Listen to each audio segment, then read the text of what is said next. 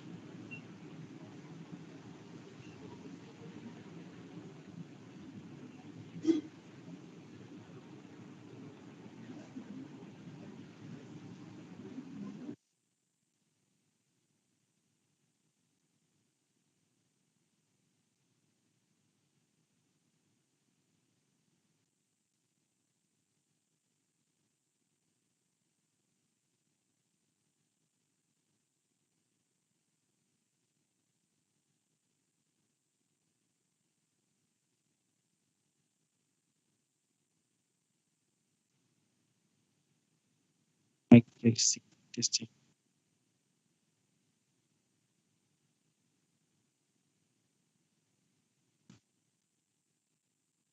One, two.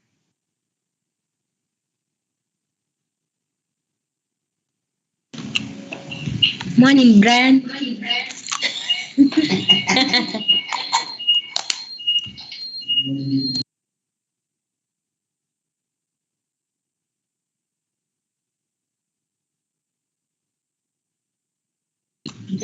Mic testing. Already arrived. We are expecting the Professor Gizumuigai, our former Attorney General, to be giving us the keynote address this morning on the history of elections in Kenya, together with Honorable Kasanga, who was supposed to be the afternoon contributing in this. I'd like us to settle down so that our friends whom believe they are coming is so that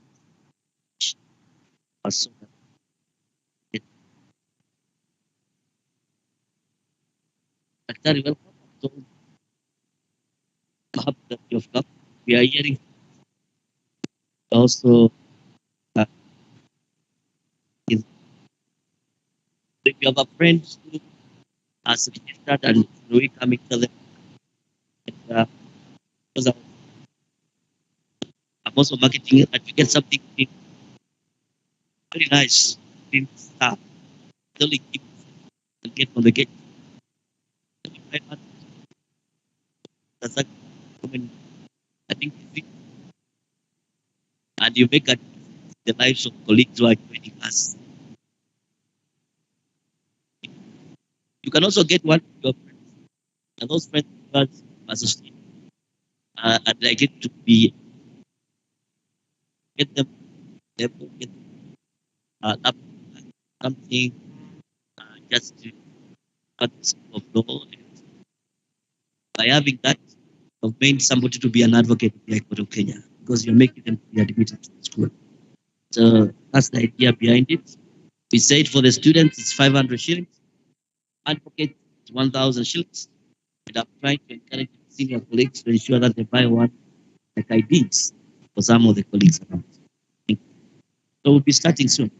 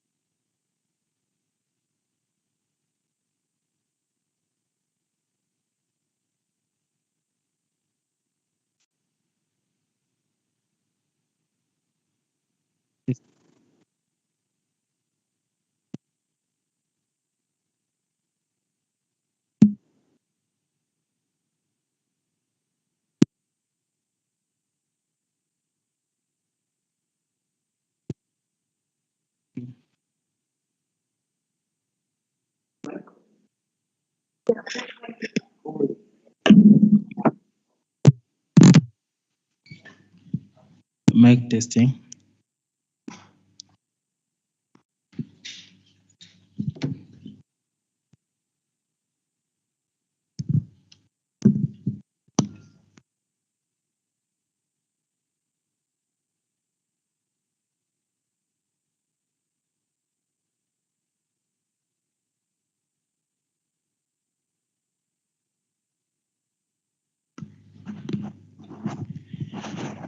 Mic testing 1 2. Mic testing.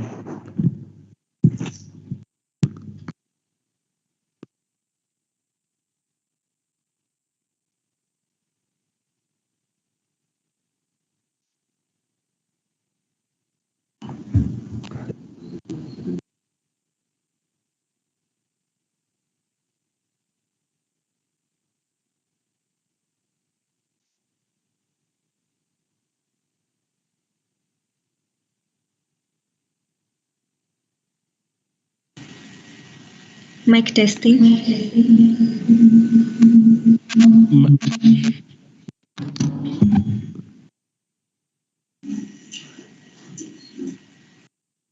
Mic testing. Mic testing is testing. Mic testing.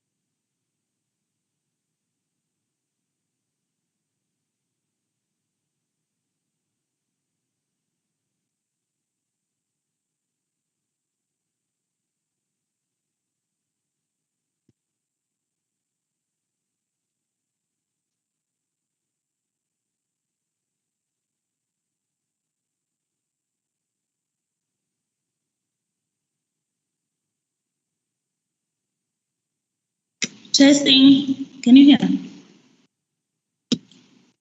Can you see?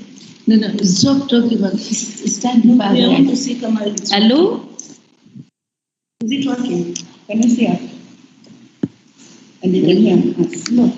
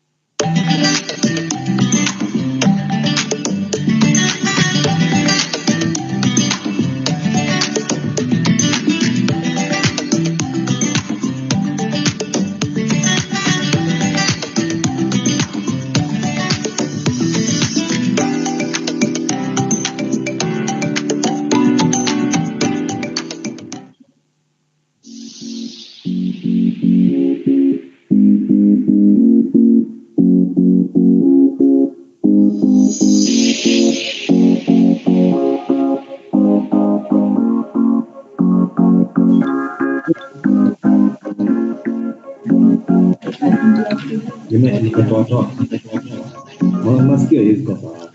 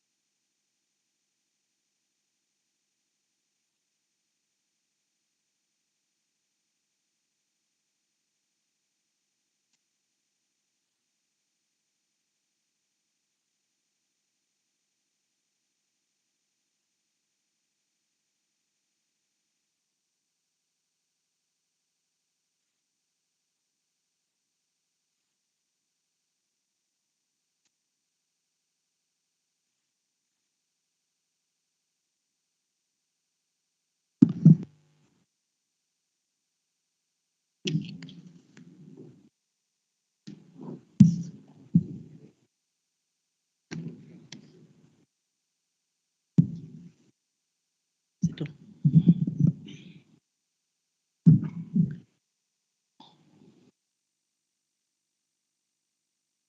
chief guest this morning, Honorable Kasanka, our director, Kenya School of Law.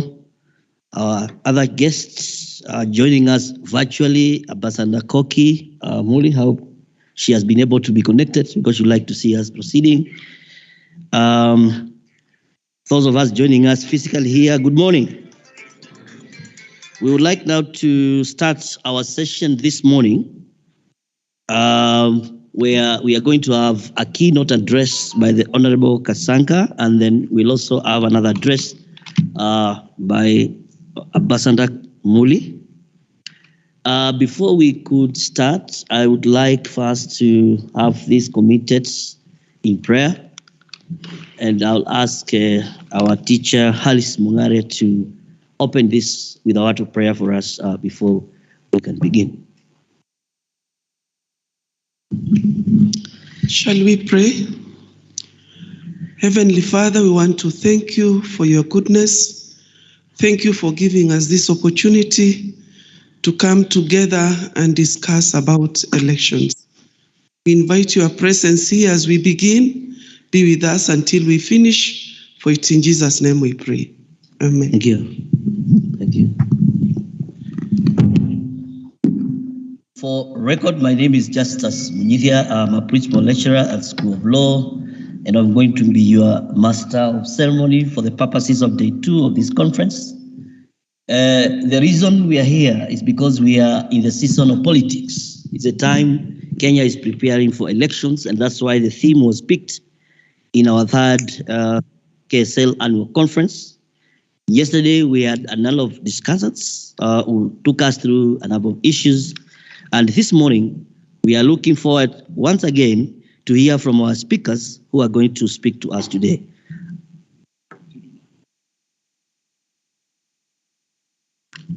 I'm reminded that the national anthem was sung yesterday and recorded, and this is day 2, so we may not have to do it.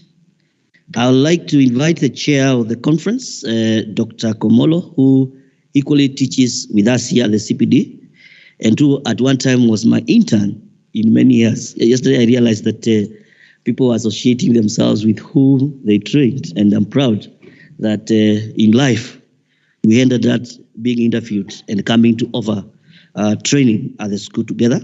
He's going to take us through what we are supposed to do, and then you invite the assistant director, Isaac Loba, to invite the director so that the director can invite the guests for today. Thank you.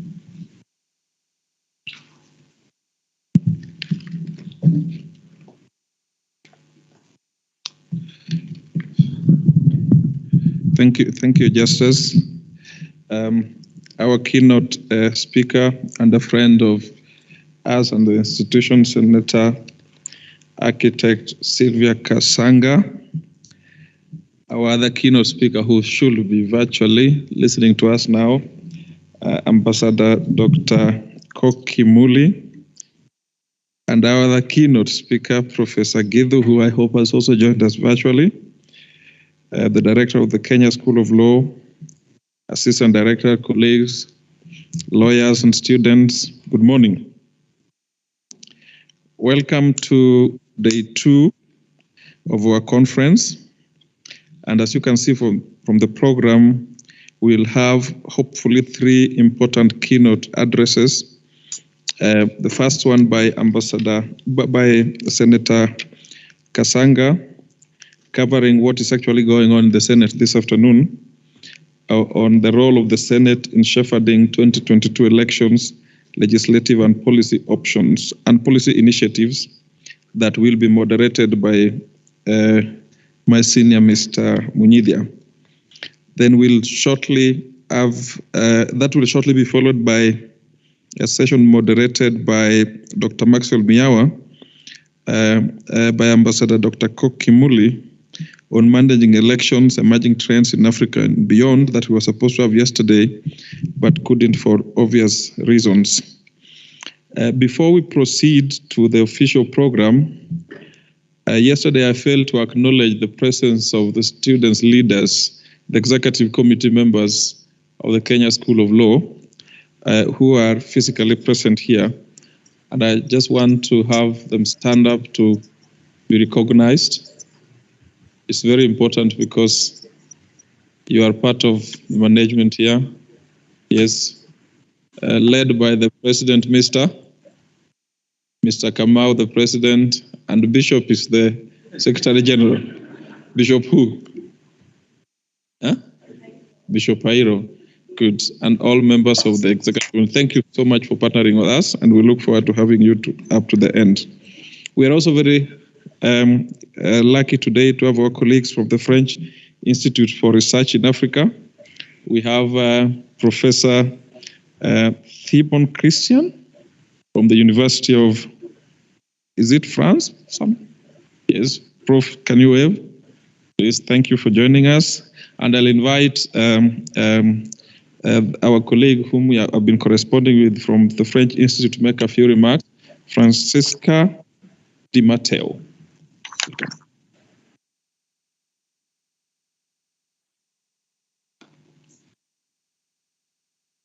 Thank you very much. We are very pleased to be here today. So we are from the French Institute, and we do research on Kenya and on the eastern region. We have an historical interest in studying elections, and that's why this is part of the reason why we are here today. We have also a project on election and an election team who will be following and documenting this electoral cycle. I wish you to just invite you to come to visit us. We have our offices in Kileleshwa. We share the premises with the British Institute for Research in Eastern Africa. And we have a library where you are invited to come and study, and also to share your maybe research interests with us. We are also very happy to welcome students and hear what their research interests are. So again, we are very happy to be here, and very keen on listening on your presentations. Thank you very much. Thank you. Thank you, Francisca. The Kenya School of Law looks forward to partnering with the French Institute for Research in Africa going forward. We are also very keen on research on elections in a comparative sense. And obviously, Kenya having elections this year probably puts us as the center of it all. Good. Just as you are speaking, the chair of the Chartered Institute of Arbitrators, Kenya, Dr. Wilfred Mutubwa, has arrived. He will be with us for the remainder of the day because he's also a presenter. So, Dr. feel most welcome. Good. And you'll have opportunity to speak later. Good. As we did yesterday, we recognized those who are physically present and those who are present virtually, who are aspirants, the Law Society of Kenya, upcoming Law Society of Kenya elections. So for those who are, probably if you're here physically, you can wave. For those who are there virtually, please feel most welcome. Kenya School of Law is your home, and we wish all of you best of luck in the elections that will be conducted in about 45 days from today. Finally, COVID is still here. So, Senator, the main reason why we deliberately decided to limit physical attendance is because of government guidelines, and we are only allowed to host between 50 and 70 physically. But we have upwards of 400 who have registered and who are logging in online. And so this is a fairly big event with the public access going upwards of 500 and counting. With that, I wish you the best, and please stay on for as long as possible. Let me now invite the Assistant Director. For good order, after the Assistant Director and the Director introduces or welcomes our chief guest, then after the speech, Mr. Munyida will moderate the session as we had planned. So let me now welcome Mr. Isaac Kuloba, Assistant Director, CPD, to welcome the Director. Thank you. Our chief guest this morning, Senator Kasanga. Our other speaker, Ambassador Dr. Koki Muli. We also have Professor Githu Muigai, who are not here but may speak to us virtually. Our director, distinguished guests, good morning. My name is Kuloba Isaac, as you have been told, Assistant Director in charge of CPD. I have not had time to talk about CPD, but you need to also appreciate that we organize short courses for lawyers and other professionals, including students. So even after this, I invite you to check on our website. We have programs for you. Let me take this opportunity to welcome our director. We have a lot of activities, and I don't want to take a lot of time to welcome our director, Dr. Henry Mutai, to present the guest to us. Welcome, Director.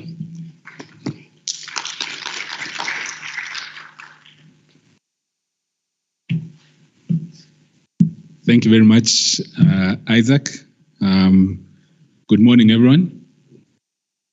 Our chief guest today, Honorable Senator Sylvia Kasanga, our other keynote speakers, Dr. Koki Muli and Professor Githu Muigai.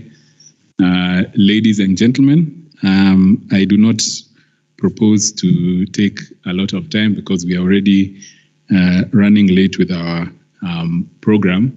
But just to thank all of you for making time to come today to the second day of the conference. Mine is simply the duty of inviting the guest for this particular session. I will just give a brief bio of her background.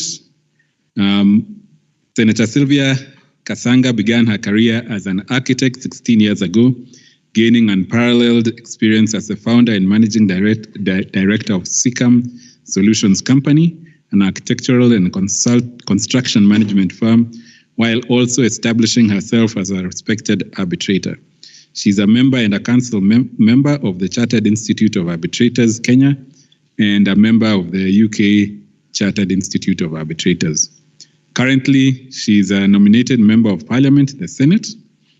She has been an ardent promoter of mental health and alternative dispute resolution mechanisms. She has sponsored the Alternative Dispute Resolution Bill and the Mental Health Amendment Bill, as well as various other motions and statements at the Senate. Senator Kasanga has been championing for the empowerment of youth and women in rural areas, having piloted various local level projects that include promoting youth inclusivity and employment, showcasing application of modern solutions in the development of community infrastructure, and advocating for public participation in governance and all forms of development. As I invite her, I'd like to assure the Senator that this is an academic forum. We welcome frank engagement, so please feel free to speak openly to us to enable that spirit of engagement. As a professional, we know that you are very well versed in these issues and able to lead us, knowing that issues regarding elections are actually before the Senate today. So to the extent that you are able, we look forward to getting your views on those. So with those very few words, please join me in welcoming Senator Kasanga to the podium.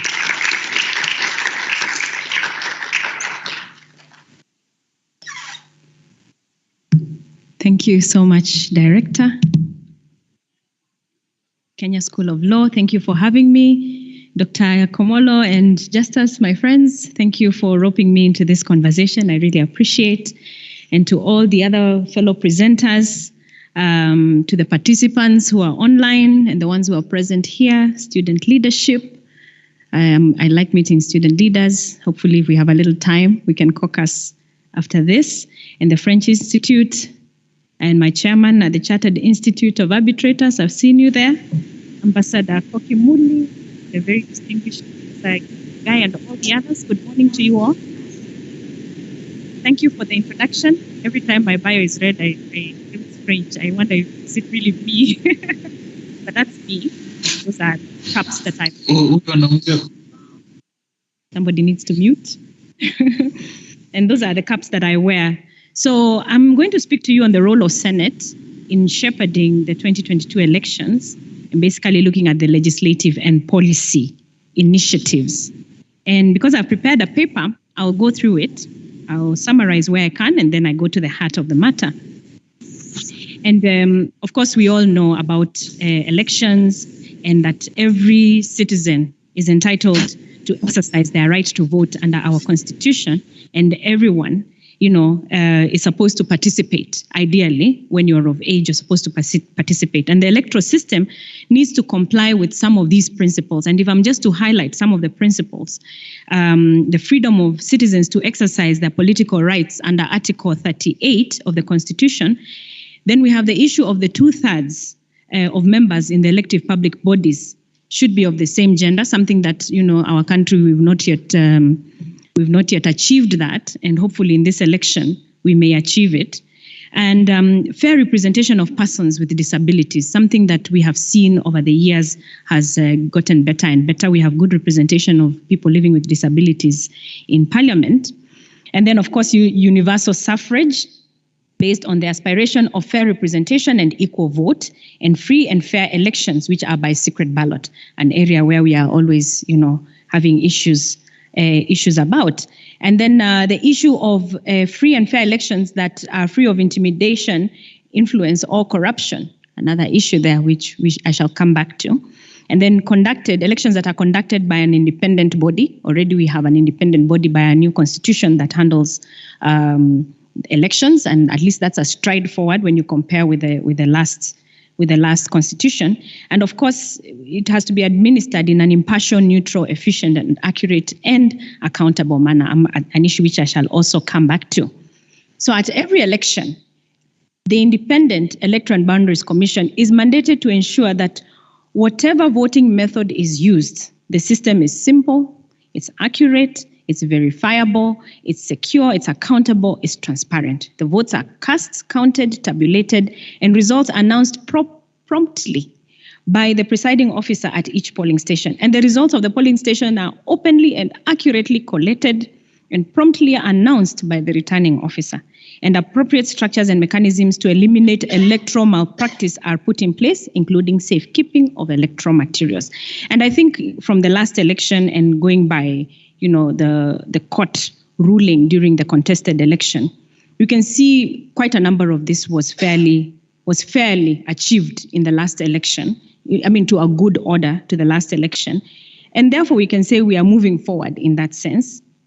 And obviously, in this country, we have issues of trust, and our voting system has become so expensive. When you hear IEBC speaking of the costs of conducting an election, we're always left shocked by the huge figures they mention. But it's because of trying to achieve all these things that I have mentioned here that our election has become more and more expensive because of the level of transparency that is required and accountability. So again, this is just introduction. The following laws govern the electoral process in Kenya. This one, of course, you're lawyers. We have the Election Act of 2011. We have the Election Laws, the Amendment Act of 2016. We have the Elections Offences Act of 2016. We have the Political Parties Act of 2020, which will be subject of conversation. And then the Independent Electoral and Boundaries Commission Act of 2021 and the Constitution of Kenya, of course, which gives, of course, the spine of everything that we do in the country. So you can see we are fairly well legislated to that extent. And so what really is the role of Senate? And I'll break this into two parts. We have the senators themselves, the members of parliament, because we're all members of parliament. What is our individual role? What is the role of the leader as a senator? And before election, we have a duty before election, we have a duty after election.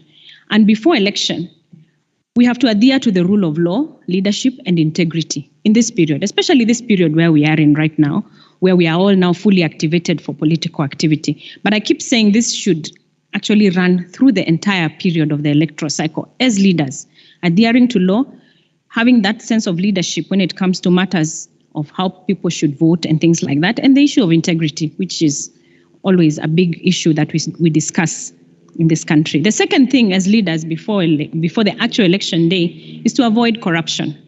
And usually when I say that in other forums, you'll see people roll their eyes. People roll their eyes when you talk about leaders must avoid corruption during this period. We see a lot of it during the electioneering period. Money is used to woo the voters and things like that. Bad language is used. It's also a form of corruption. Lies are told. It's also a form of corruption. So that you woo leaders, you woo the electorate towards your side. Thirdly, it's our duty as leaders to sensitize the electorate all the time about issues of peace. Peace building is a big issue in this country. We must discuss peace. As we sit here, we have sections of our country that people have never really settled because they're in fight. They are at war. Actually, we do have sections of our country that are at war right now, not necessarily because of politics, but because of dynamics to do with leadership. And then, you have to question then what is the role of leaders before any election time. And many times you've seen this period of electioneering, you see many pockets of battles begin in Kenya, and a lot of it is perpetrated by leaders. In fact, when you listen to our Interior Minister, he will always point a finger to the local leadership, being the ones who are perpetrating these wars that are happening amongst our communities, amongst very vulnerable people, very vulnerable sections of our country. And really, that is something that must be spoken to at all times. We have a duty as leaders before election to promote our political agenda and manifesto peacefully and extremely respectfully. Another area where some of our leaders completely fall short. What is so difficult about selling your manifesto? Respectfully and peacefully. Must it be sent out? Must you be seen to flex muscle so that your manifesto is more attractive than another? I think Kenyans are slowly, coming of age. We are getting to a good level of political maturity where people can understand what it is that you want to offer them when you get into leadership. So that's our duty. And then, of course, to campaign respectfully, being careful of, the issue of unity. The one agenda all leaders should be speaking to is, making sure our country is united at all times, not bringing in division. And again, a lot of our leaders do thrive on dividing Kenyans, especially at this time of politics. And that is something we must speak to at all times.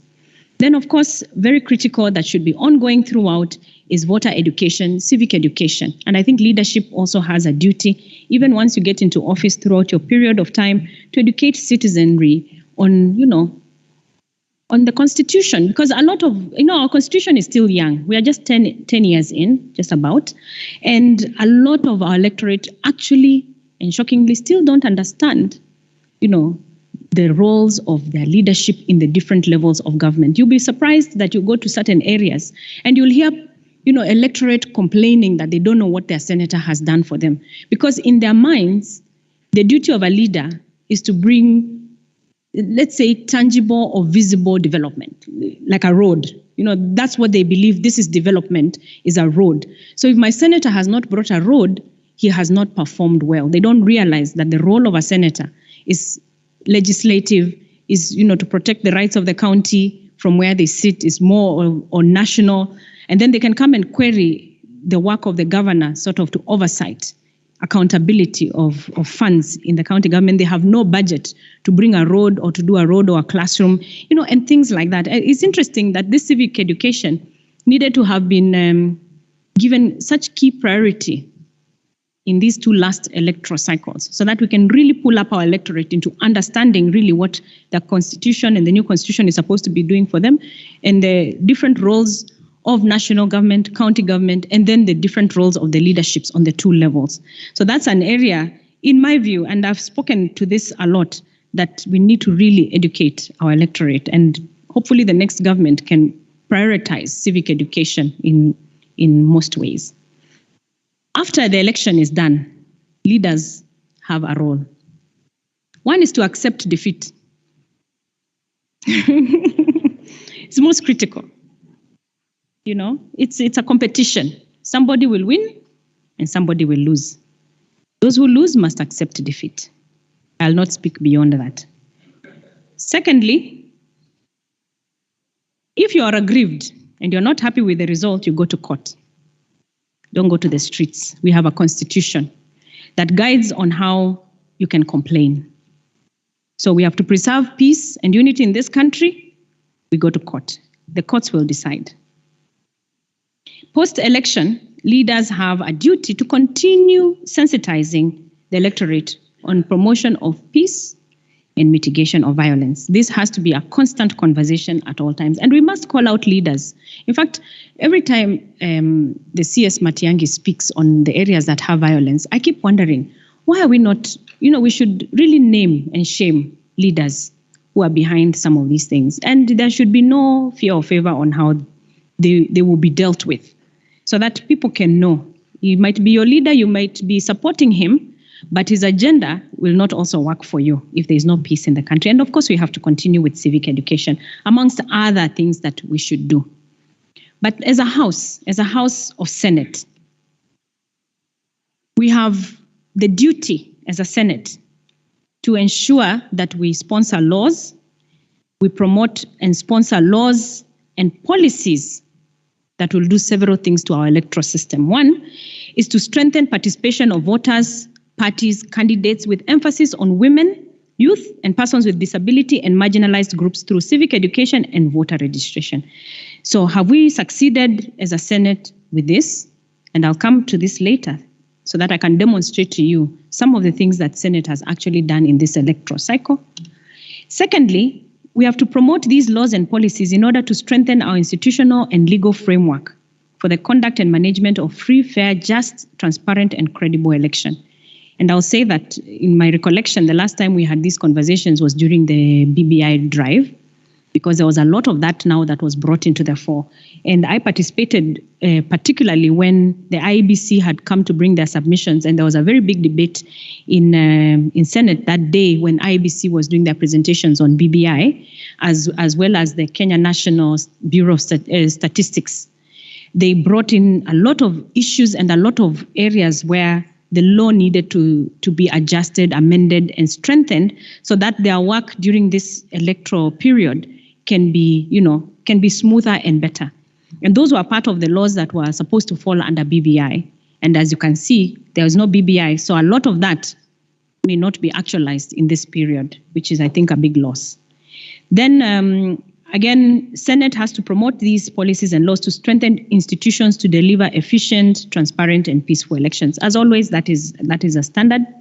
Then, of course, enhance national unity amongst Kenyans during the election period and after. And a lot of these actually were canvassed at that time during BBI. And there's not been really any other effort in my recollection that has happened up until now, the political parties amendment bill that has come to the fore, but it doesn't touch on some of these other things. So we really missed a boat there during BBI, because everything was now, piled into one vehicle. I wish it would have been split up so that we look at, the BBI in parts, and we handle some of the things that could have been passed through Parliament. We should have handled those.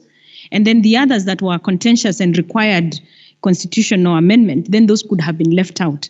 But I think there's some good things in there that we could have benefited as citizens of this country. Then, of course, we have to promote, again, these laws and policies because of promoting effective people-centered devolved governments in Kenya. As you know, Senate, the key role of Senate is to oversight the devolved units, which is the counties.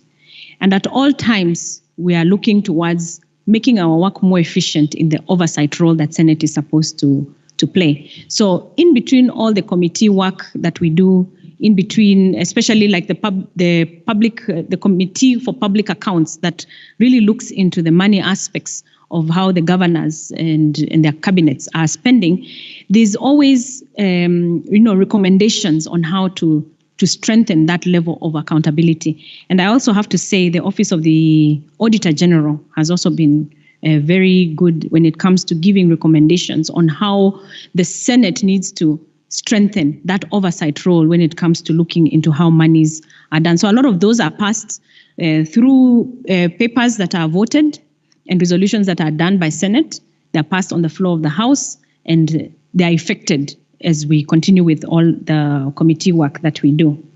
Then, of course, enhance inclusion of previously underserved, marginalized groups and communities. And this is both in political and socioeconomic terms. And I think if you remember, when there was a big standoff in Senate during the division of revenue, and that standoff was simply because you had senators who come from some of these marginalized groups who felt that they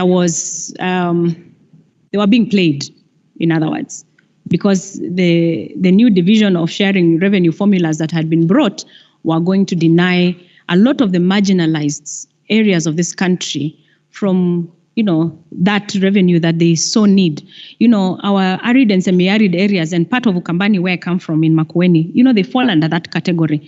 And you find that, doing roads, our roads are much longer. They need a lot more work. They've never been done before than you will find maybe in more populous areas where market centers are close to each other. So at any one time, the budget for roads, for instance, in Makueni needs to be sizable as compared to, say, the budget of roads, say, in Kiambu, which has always had roads post-colonial. So you find this debate is always there and is always going there. And senators are very much alive to the need to equity. I call it equity. Because we need to uplift the parts of the country that have been left behind post-independence. And that is a conversation that will continue and will always remain live until the government of the day extends that goodwill to make sure that there is enough resources that are sent out to those other parts of the country that have been left behind. Then, of course, we promote these laws to increase leadership accountability during the electoral period and after. And, of course, also to put a check to election offenses. So I think you've seen the Gazette notice that was done on the 20th that is preparing us for the general election on the 9th, and it has given some guidelines also on several things. So we expect to see a few more of those regulations being gazetted as we proceed onwards towards the date of the actual election day. So now let's get to the heart of the matter. Some of the legislative initiatives that have been done during this period of Senate. One, there's a political party primaries bill, number 35 of 2020. This was sponsored by Senator Isaac Mwaura. I know you'll be wondering where these bills went to, and I'll explain why you've not heard much about them, but they were there. They were brought to the floor of the House. The principal object of this bill is to put in place a legal framework for the conduct of political party primary. So in a way, what Senator Mwaura was trying to achieve in his bill, you can say probably the new bill that is in the floor of the House has done, but you can see it was thought about earlier on because that was Senate Bill number 35 of 2020. And all the bills of 2020, most of them were brought back to the House a second time, and I'll explain that. Secondly, we had the Elections Amendment Bill number 42 of 2021 that was sponsored by Senator Kipchumba Murkomen.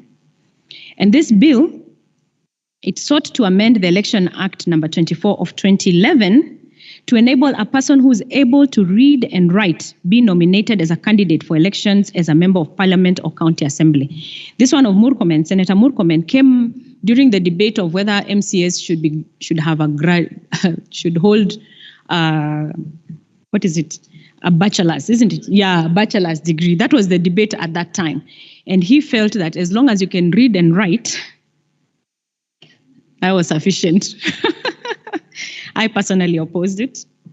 Then there was the Election Amendment Bill number 43 of 2021 that was sponsored by Senator Ledama Olekina.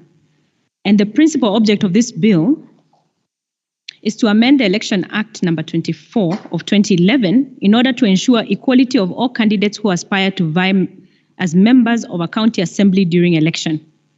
And the bill addressed the requirement for a degree for one to contest as a member of county assembly, taking into account low literacy levels, especially in marginalized countries. So it was addressing the same thing as that of Senator Kipchumba Murkomen, but what he was doing is graduating it. He was saying you might not be able to find enough members of the county assembly in a marginalized area who have degrees. And what he was saying is that they should be recognized once they have certain papers, read and write, and then they should be given a requirement to upgrade. I think that's what he was trying to do, which was a better way to approach the whole debate, as opposed to saying as long as you can read and write. Then we had the Election Amendment Bill number 48 of 2021 that was sponsored by Senator Engineer Ephraim Minor. And the purpose of this bill is to amend the Election Act number 24 of 2011 to allow candidates to be presented to the electorate on a party primary or election ballot papers in a way in which the candidate has chosen to familiarize himself or herself. So you find that there are some people who are known on the ground with other names as opposed to their own personal name. So maybe me, I may be known for, say, Tinga. So you want the paper, the election paper, to read you as Tinga, because that's what your electorate identifies you as. I think that is what he was trying to achieve. Then we have the Elections Campaign Financing Amendment Bill number 51 of 2021, again by Senator Olekina Oledama. The purpose of the bill is to amend the Election Campaign Finance Act 2013 to enable the Commission to regulate the amount of money that may be spent on or behalf of a candidate or a political party in respect of an election, or two, a referendum committee in respect to a referendum. Again, I think the country, we missed the boat when it came to this issue of regulating the amount of monies that political parties and candidates can use during the election period. And I think that is what Senator Olekina was trying to address. So, and further to his bill, he was trying to promote transparency and accountability in election campaign financing and require political parties and candidates to report campaign financing in a structured manner. So you can see that's a boat we missed, because I think IEBC gazetted and I think the courts went and put a hold onto it. So here we are going into an election, and we can't, as political parties, there is no 100% requirement for us to be transparent on how we are raising money and spending that money. So again, we've missed the boat on that particular issue. Then last but not least, of course, now in the floor of the House, we have the Political Parties Amendment Bill number 21 of 56, number 56 of 2021 by the National Assembly Majority Leader, Honorable Amos Kimunya. Of course, is the Majority Leader, so it's a government bill. And the bill seeks to amend the Political Parties Act by inserting provisions on roles and functions of a political party, reservation of a name, symbol and slogan by an association of persons or organizations for a proposed political party. It speaks to coalition political party. It speaks to resignation from a political party. It speaks to publication of asset and expenditure declaration in political parties' official website, distribution of political parties' funds, establishment of political parties' management information system, and political party nominations. I have canvassed this bill, and I personally, I like this bill because it puts a lot of structure. A lot of those things that have been missed out by the senators who had proposed certain bills have been canvassed now in this particular bill. And more so when it comes to issues of coalition, after having been part of, our party having been part of a coalition, that time it was NASA. Oh, sorry, I am from the Wiper political movement, in case I did not say. How did I not say that?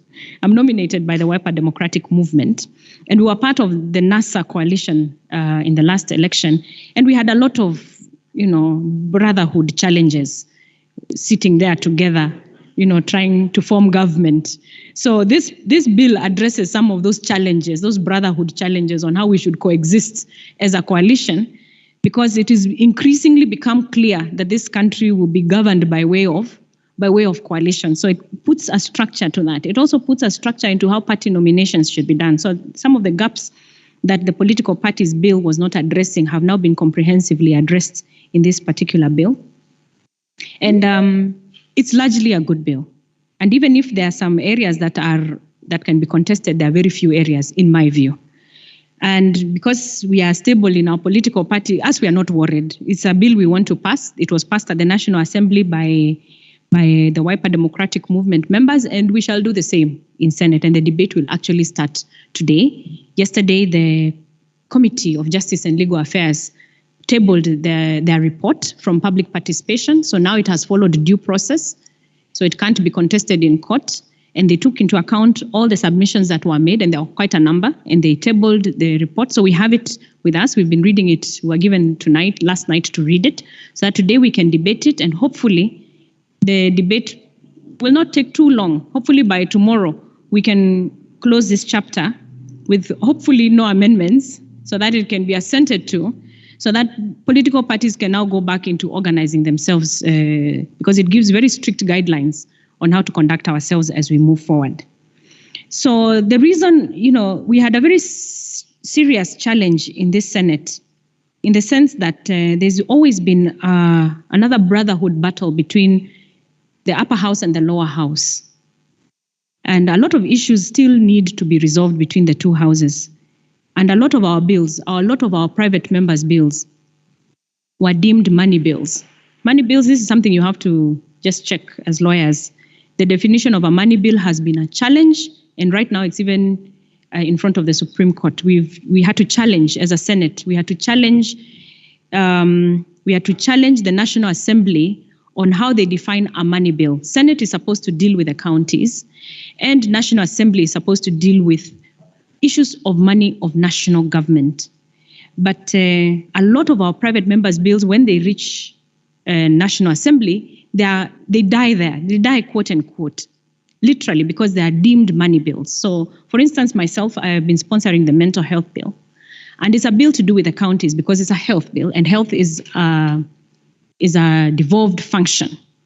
But after we passed the bill at Senate, and at Senate, the Committee of Health, there's a Justice and Legal Committee, or there's a committee that sits and checks which bill is a money bill, and they clear it and say, this is not a money bill, this is a bill to do with the counties, and they give the Speaker then the leeway to have that bill move forward. So the mental health bill passed Senate in the first round, and when it went to the National Assembly, the Budget and Finance Committee at the Senate decided it's a money bill because of maybe 2 or 3 provisions. For instance, and I like to give it because it's something that is clear in my mind. One of the things that mental health bill is trying to address is integration of mental health into the primary healthcare system, which means your level 4, level 5 hospitals should cater for mental health. So you should be able to walk into a hospital and have a wholesome review of not just your physical self, but your mental self. And they felt that that will require additional funds to the level 4 and level 5, which are government funded. And because of that, it was deemed a money bill, and it died. Dying means that it is dead. You have to reintroduce it afresh. So a lot of these bills that I've mentioned here, you didn't get to hear of them because they encountered such a fate, and it took us back to square one as a Senate. Because now we had to go to court and challenge the interpretation of a money bill. And we had a first round win at the High Court, and all these bills were reintroduced. Unfortunately, we had to start all over again. So they were all reintroduced, including the ADR bill, which I was sponsoring. All of them, quite a number of them, were reintroduced back to Senate to start again from square one, which was very painful. So we lost almost a whole year because of this issue. And then we passed them, and they've gone to National Assembly, and then the appeal court, because they went to appeal. The appeal court overturned the decision. And so now we have gone to Supreme Court, and we shall be expecting a verdict on the interpretation of that, amongst many other standing orders that, we were challenging. So you can see we are still teething. They're called teething problems. I call them teething problems. But these really do affect service delivery to our Kenyan electorate. So that's that. And I've spoken a little on the political parties amendment bill, which is hot. And everyone wonders, why is there such a battle? Why is it such a big battle? I'm also not too clear what's the battle. I'm waiting to see the amendments that that other side is bringing, so that we can see really, is there merit to the amendments that they want, or is there merit to them wanting this bill not to become a law? We are still waiting to see that. So some of the barriers, as I wind up, some of the barriers to do our work effectively as leaders to shepherd these elections. The first biggest barrier, which we all know as Kenyans, is the issue of ethnic politics, because we balkanize our ethnic politics. 2007 was a good test to this. The post-election violence that has ensued in the wake of the divisive presidential election It highlighted the extent of the ethnic divisions that had been largely either ignored or swept under the carpet. I call it more like sweeping under the carpet because it's never really been anything new. It's something that is really known to us, it's alive to us. Maybe not the younger generation, but the leadership right now that is in government, they understand these things, they know these things, and we really need to deal with them head on. And the human cost was enormous. We lost over 1,000 people in the 2007 election, and because of that, amongst many other things. And we still have people today. We still have internally displaced citizens in our country today. I can tell you that because in the Committee of Land and Natural Resources where I sit, we are always having petitions for internally displaced people still seeking to be settled to this day, which is most unfortunate. Access to political power is an important reality to most ethnic groups in Africa due to the perceived privileges that go hand in hand with political power.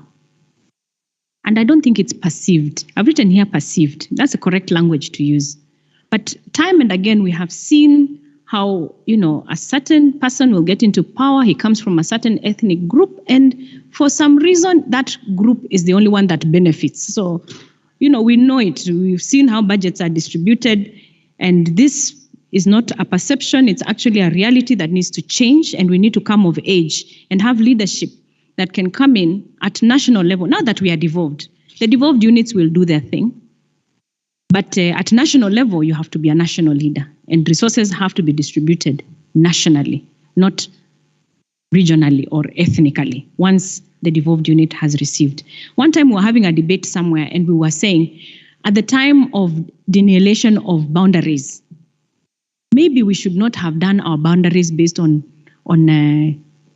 how we coexist as ethnic communities, because that's really what happened.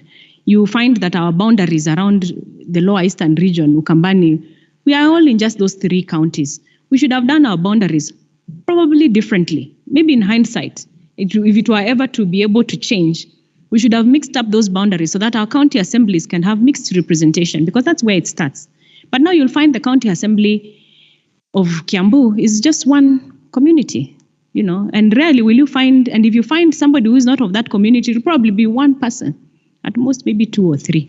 Only in the cosmopolitan areas do you find that mix. But maybe that is something that I can say food for thought.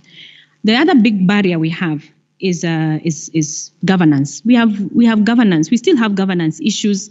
You can call them probably teething issues. But we have some serious governing issues. For instance, the government fully recognizes that accelerating and deepening reform agenda in areas of anti-corruption,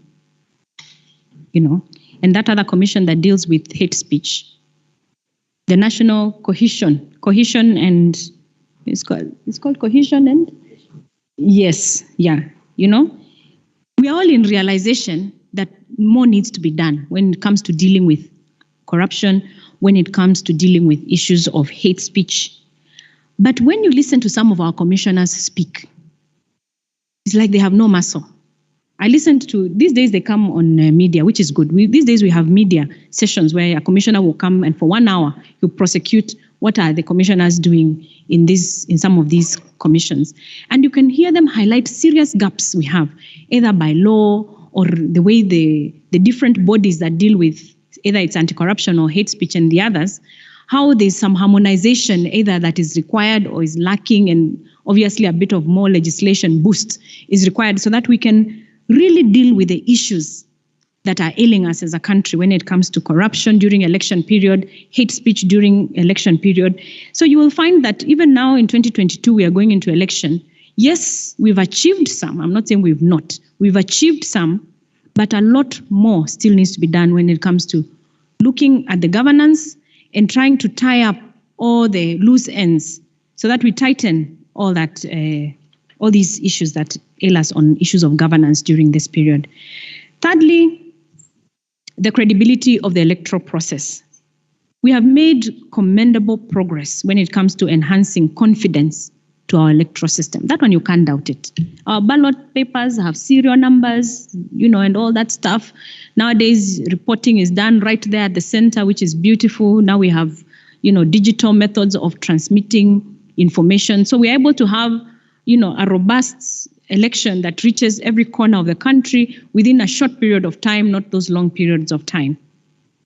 But you will still hear a lot of complaints still coming up from different pockets of people. And these issues of credibility and these remaining pockets all need to be sealed if we are moving forwards to a more, as we grow up more in our electoral cycle. Then we have unequal political participation.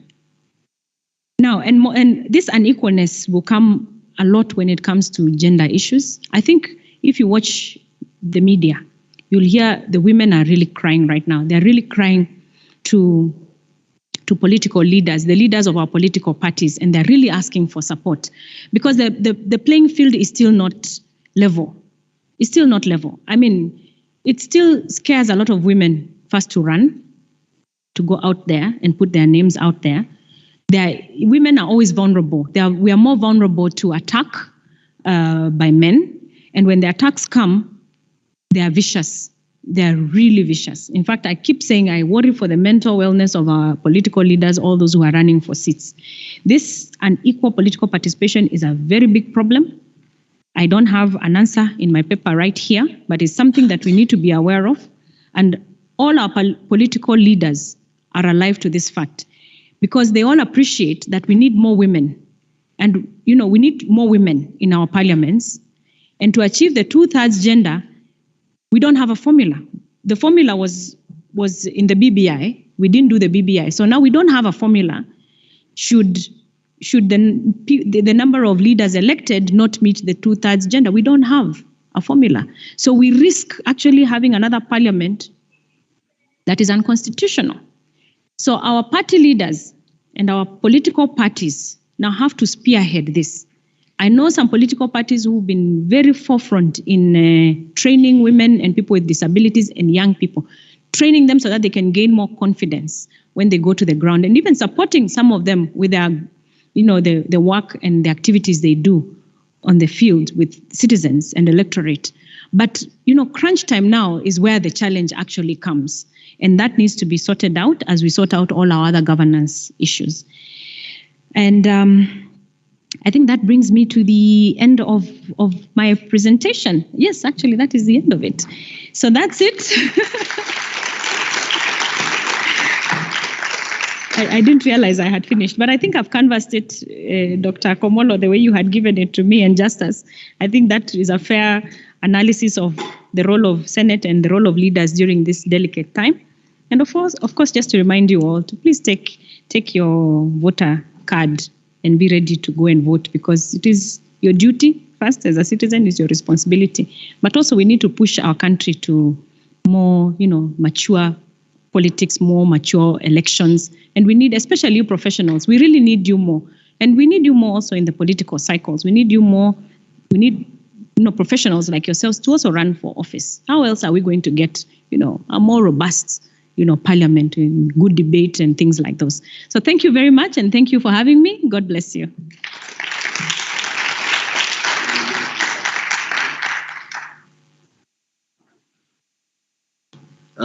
Thank you very much. Let's give her a better clap.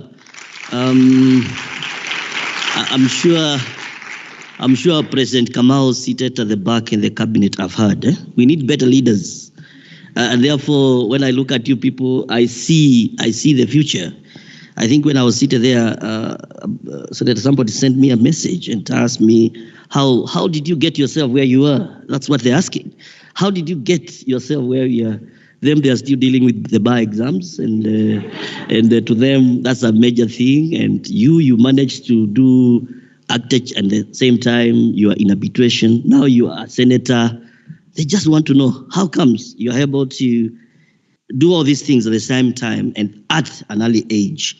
Ladies and gentlemen, it's time to ask questions to the senator. She has time for questions.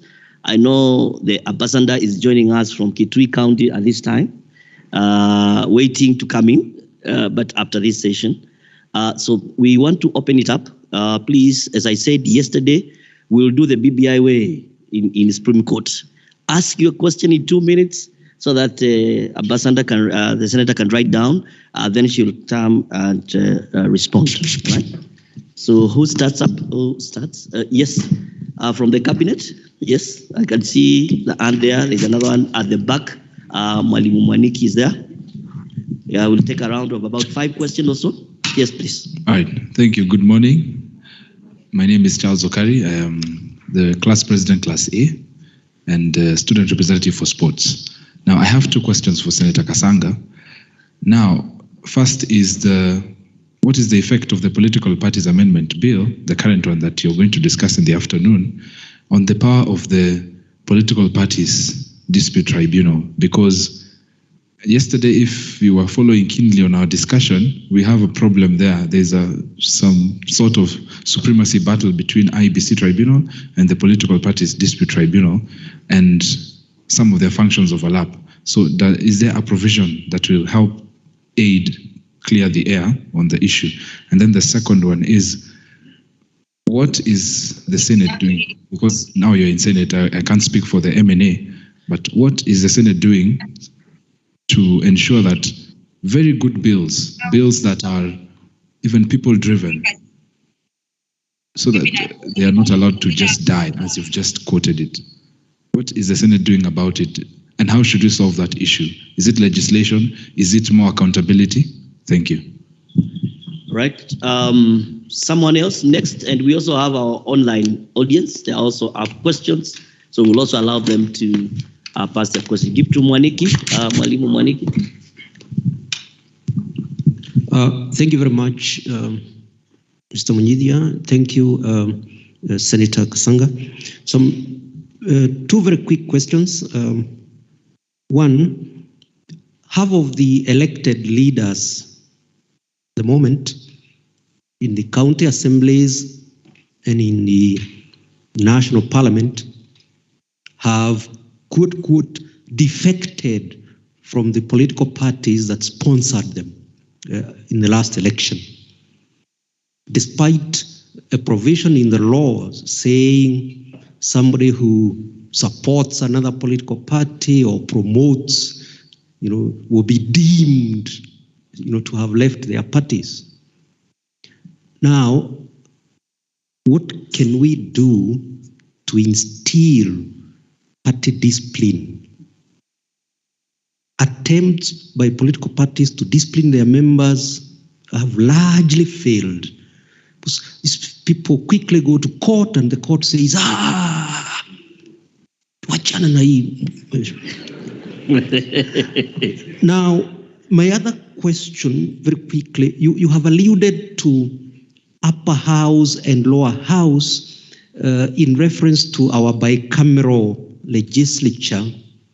I'm not quite sure that a reading of our chapter 8 really reveals that we were very elegant in our drafting as to capture the typical upper house, lower house dichotomy in bicameral arrangements around the world.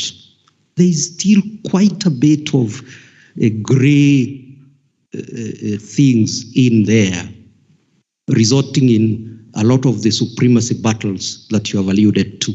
And I didn't see BBI attempting to clean up, that's a gray area there. Thank you. Right, thank you. We'll invite Isaac. Kiago is joining us online. Isaac, you can ask your question. If you can hear us, Isaac, just unmute and ask your question. Isaac Kiago.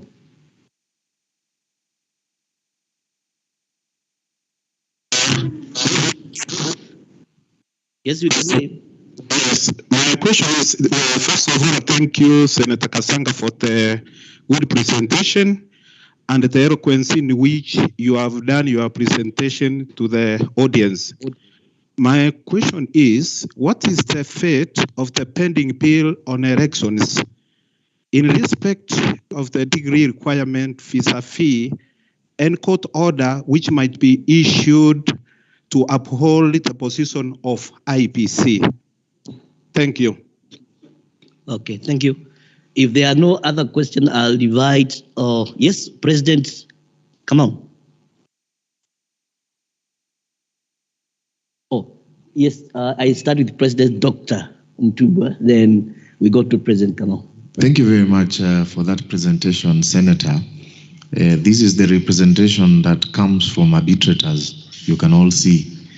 My question, I want to ask this question as a member of the Political Parties Disputes Tribunal. One of the biggest challenges we face in that tribunal is that round about the party primaries, now sought to be renamed again as nominations, we have a spike in disputes. And primarily because parties, political parties in this country, 80 plus of them, do not have a structured internal dispute resolution mechanism. Despite our very best efforts to even prepare model rules for them, the political parties are only observing that requirement by way of default rather than preparing themselves. From where you sit at the Wiper Party, the NASA coalition, and the difficulties you said you had, what positive steps have political parties taken to try and internally resolve disputes or build a robust mechanism where they can resolve disputes so that you can reduce the disputes coming to the tribunal? As we speak, we are projecting at least 1,000 disputes between now and June of this year. We are only 6 human beings in that tribunal. It would really help if we had a mechanism that would sift and reduce those disputes at the party level so that only disputes that must come to the tribunal come and we can give them better attention. So thank you very much. Thank you. So we'll get Kamau and then Mungare, then we get the answer. Dr. Mutuba, some lawyers are saying 1,000 disputes is good for 1,000 lawyers. It's business. Yes? Thank you. Thank you, Senator, for the good presentation. My question to you is basically on the, what do you think is, or do you think that amending of these bills, especially at the business end of, or when you are coming to the home stretch of the election, is effective? I'll give an example of the contentious political parties amendment bill. Do you think that it's effective, or it's what the country needs, or it's really about political needs and political convenience as for some people? So I'd want to know what your take on the effectiveness of amending these bills, especially at the home stretch when we are coming to the elections. All right, thank you. Can we allow the Senator to respond to those few questions? Senator, it's called the time for cross-examination. So then the final question from. All right, thank you, everyone. 6 questions. The first is, how did I get here? I'll say it's for the young people. For you young people, first you must know anything is possible. You have to really believe in yourself. And you must surround yourself with the people who will help you get there. So that's where it starts. Those right people, mentors. You have to have mentors who will carry you through your journey. And you have to be clear on the journey as well. I didn't know I was going to be a parliamentarian. It was not in my scheme of things. But I found myself there because of, again, the people around me. There are people around me who felt there was this opportunity when it came, and they insisted that I put in my papers, and they said, we are sure you are going to hold your fort, you're going to hold your ground, and you're going to make a difference. And they encouraged me. I was very scared, of course, at first.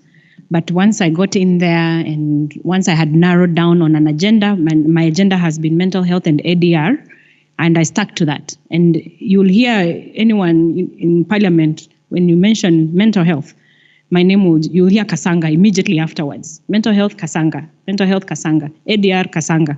And that has been my agenda. And I can say I used the seat effectively. But on the home front, because I also have children, you have to have a very balanced, you have to be a balanced person, and you have to have good relationships with the people around you. So I have, the people around you who make things happen. That's your driver, the house help, and all the others. You have to have very key people within, your circle who then can hold you. Therefore, then you can spread your wings. So that's the investment you need to do at this stage where you are in. Then you can now dream and reach for the sky. So great. So Charles asked about the power of political parties tribunal and IBC overlapping. And I'll answer that together with my chairman's question because they're sort of similar. Now, there's a requirement now that political parties have to have internal dispute resolution mechanisms. And already, like us as WIPA, this week on Monday, we had a NEC meeting. We met on Monday, and we are not meeting because of the earthquake. People think we met because of the earthquake.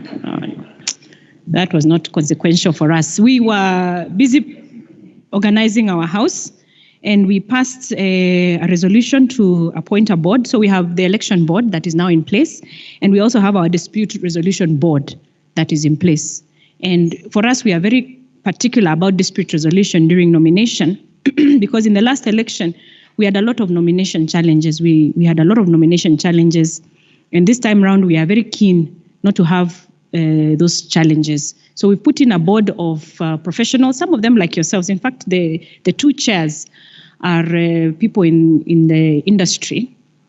One is a lawyer and the other one is a business person. She's a CEO. And they are all industry people. We decided no politicians are going to sit on that board, and those two boards, because we need them to be as effective as possible. And hopefully, Dr. Mutubwa, you will not see WIPA people coming with small cases. We will have dealt with them at the WIPA level. And this is what is being encouraged now of political parties. And I hope the other parties will do the same. I can only speak to myself, to where I belong. And the issue of overlapping, the directive that we got from IBC is that these tribunals for dispute resolution and election board will then go for training at IBC. So I'm sure those overlapping issues will be dealt with at the training level. I'm almost certain, but I don't know, and I can't speak to it, whether there's actually a regulation as to regulate them. But I know when they go for training, those are some of the issues that will be streamlined, because that is going to happen. It's part of the timetable that they gave us. Then you asked also, Charles, what Senate is doing to make sure very good bills that are people-driven do not die. Well, I think a lot of it is about the process. Parliament is about processes, and the process must be followed to the letter. The standing orders have to be followed to the letter. So unless we amend standing orders to give certain leeways, they will just have to go to the motions that I described, and good bills will die. The mental health bill could have seen the light of day if it had not died in the first instance. Now, when it was reintroduced, there's barely any time. It is now at National Assembly, at the Health Committee, they did public participation, but it is yet to be read a second time. Will there be time to read a second time, go to committee of the whole, and then be read a third time? And then most likely will come back to Senate because there will be other amendments. It's a very robust bill. Chances are that it will just die, like the way most of our bills, private members' bills from Senate will die. But that is purely to do with the process of Parliament, which must be followed. And I think that also touches on the bicameral issue that was raised by, I think there's a gentleman on that. I didn't get your name, but it is true what you're saying. There are a lot of gray areas when it comes to the role of National Assembly and the role of Senate, which one should be, a higher house and a lower house, like others are, that we are supposed to have borrowed from when we were drafting the new constitution. And these gray areas need to be dealt with. I mean, they require legislation. And many times you find that the National Assembly is sitting on it because it's the National Assembly that has to, unfortunately, legislate on how then Senate should eventually be. Either that or through a certain referendum, then that would give those clarity to those issues. But yes, there is a gray area. It is causing a lot of battles between the two houses, and it has cost Kenyans and taxpayers their money and their time. And that's the reality of where we are at. And hopefully in the next electoral cycle, we can begin to deal with some of these issues. We need to clean up certain gray areas that are there in our constitution. So hopefully that will happen.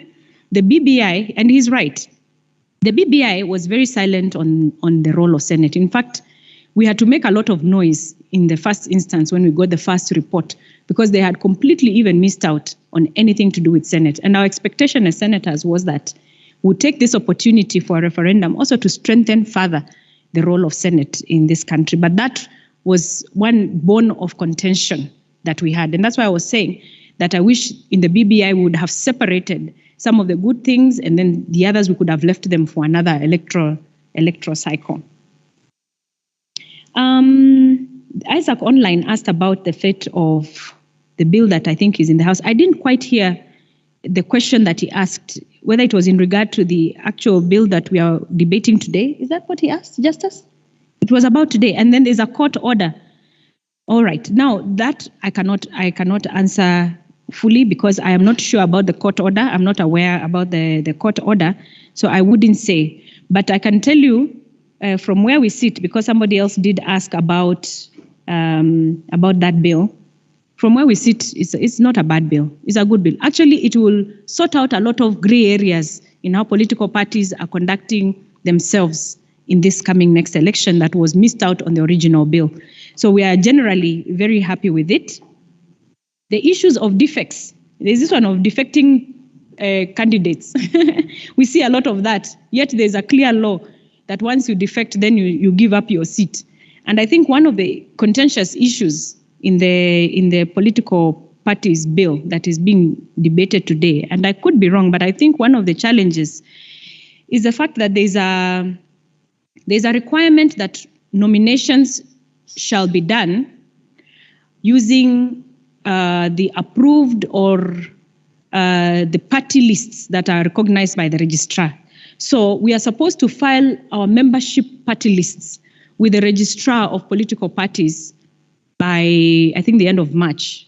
I wish I had the dates with me, but they are somewhere there. And this is what is causing people, I think, a bit of jittery. Because for you to appear in a party list, it means you are a member of that party. So you have registered, you have their membership, then you appear in that party list. And once those party lists have been stamped by the registrars, the recognized ones, then nominations can only be done from those party lists. And I think that's where the bone of contention is, because you find that there is a big section of our leaders in parliament right now who are promoting a different party from the party which they sit the ticket. The seat they are on is on a different ticket. And there is the issue, because they will have to give up their seats before parliament is dissolved. And I can tell you there's no member of parliament who wants to be in the cold for 3 or 4 months before the election. So I think there is one bone of contention. And I believe that this bill will now hopefully tighten that gap, that somehow the law has been unable, or our political parties are unable to fulfill or punish or withdraw, their tickets from candidates who are promoting other affiliations or other parties, because there seems to be a weakness there. Let me see if I answered everything. Nominations, I think I've answered everything. Why are we amending this bill at the home stretch? Is it because the country really needs it, or is it because it's convenient for some groupings of people? And I'll say it is both. Don't forget, it is politics. And politics is a game of who will get there first, who will get there easier. And usually the government of the day will try its best because it has the muscle. So they've introduced this bill in a way, first to support their push in the method in which they have decided to go with, which is a coalition method. So this bill helps to, strengthen and put systems into place on how coalitions before elections can conduct themselves. So in a way, it is to their convenience, but it is also of advantage to the country. Because like I mentioned to you, we had serious brotherhood issues in the last pre-election coalition we were in 2017. And from where we sit, this is good that we are now going into a coalition and we all know how we're going to conduct ourselves, and we will all get our dues, most importantly, because the issue of dues was a challenge. We still have never received our money as WIPA from ODM, and those are now the challenges. So now, at least from where we sit, we can now comfortably go into a coalition knowing that we will be well organized under the law, which is which is fantastic. So I think that's it. Thank you very much.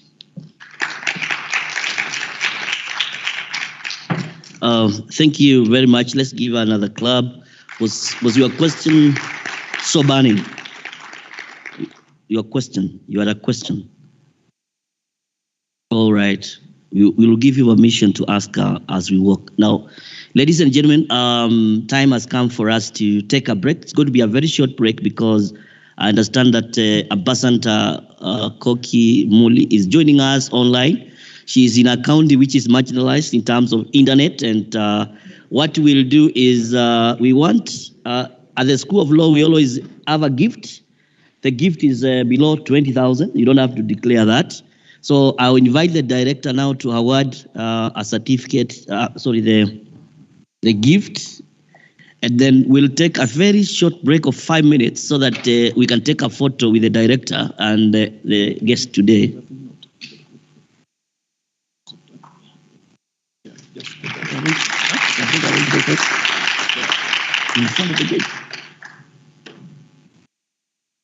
I'll ask the team that is organizing for us to take the photo. Are we taking it here or outside? Yes.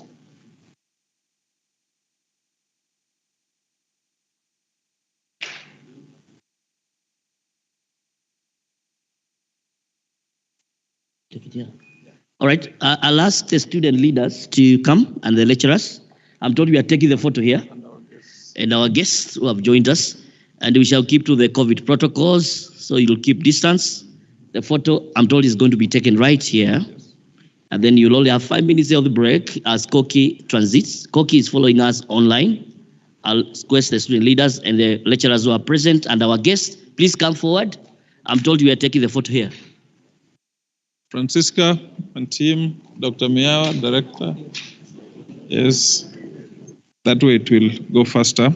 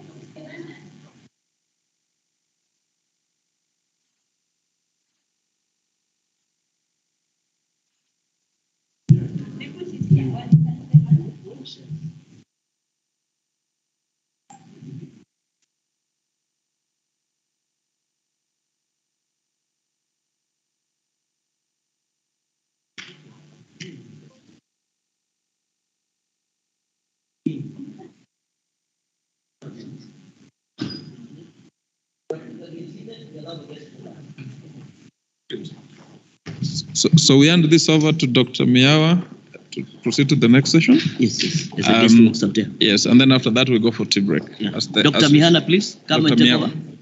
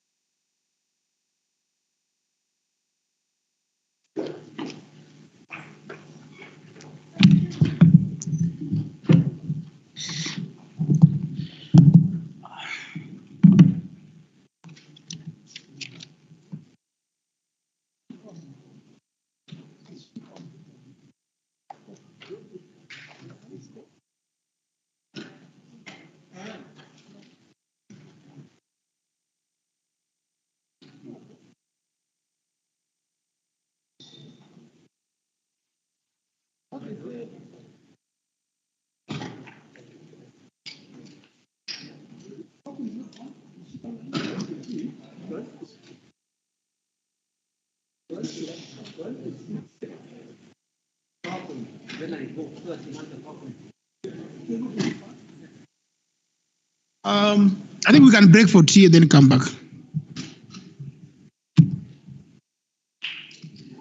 Tea is going to take exactly 5 minutes, please. 5 minutes.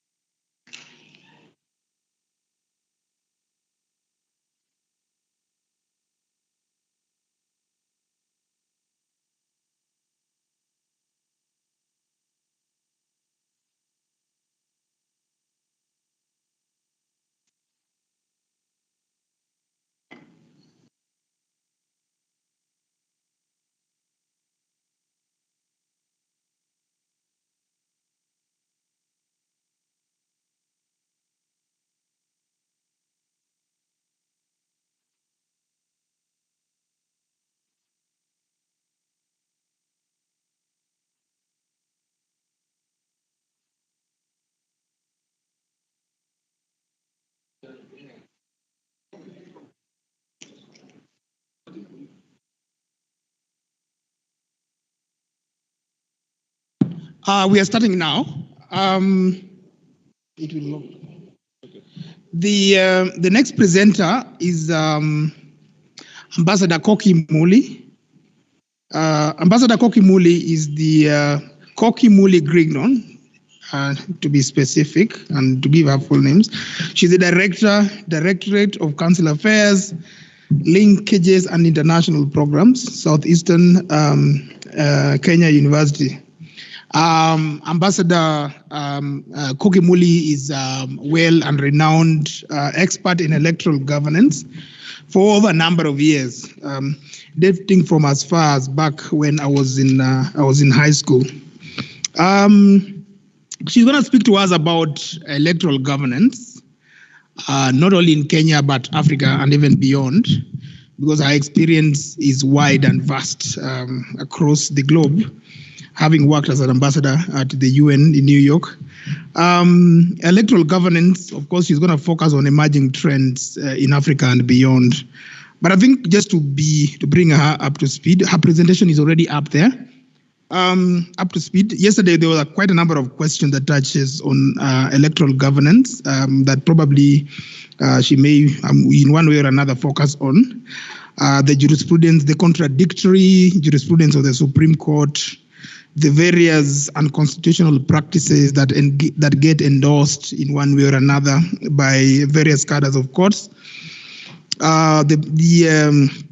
The emerging trend, even if lawful, but maybe unconstitutional, of electronic declaration of presidential election results, various practices that may be unlawful, that involve influence of improper practice in electoral governance in Kenya, and quite a number of issues. So we are very proud to have Ambassador Koki address us this afternoon, on the various trends, that are visible in electoral governance in Africa, whether they are constitutional, legal, or malpractices in electoral governance. Welcome. You're most welcome. But I would encourage those people who are online to also raise questions in terms of writing them down. Then they will be answered at another time.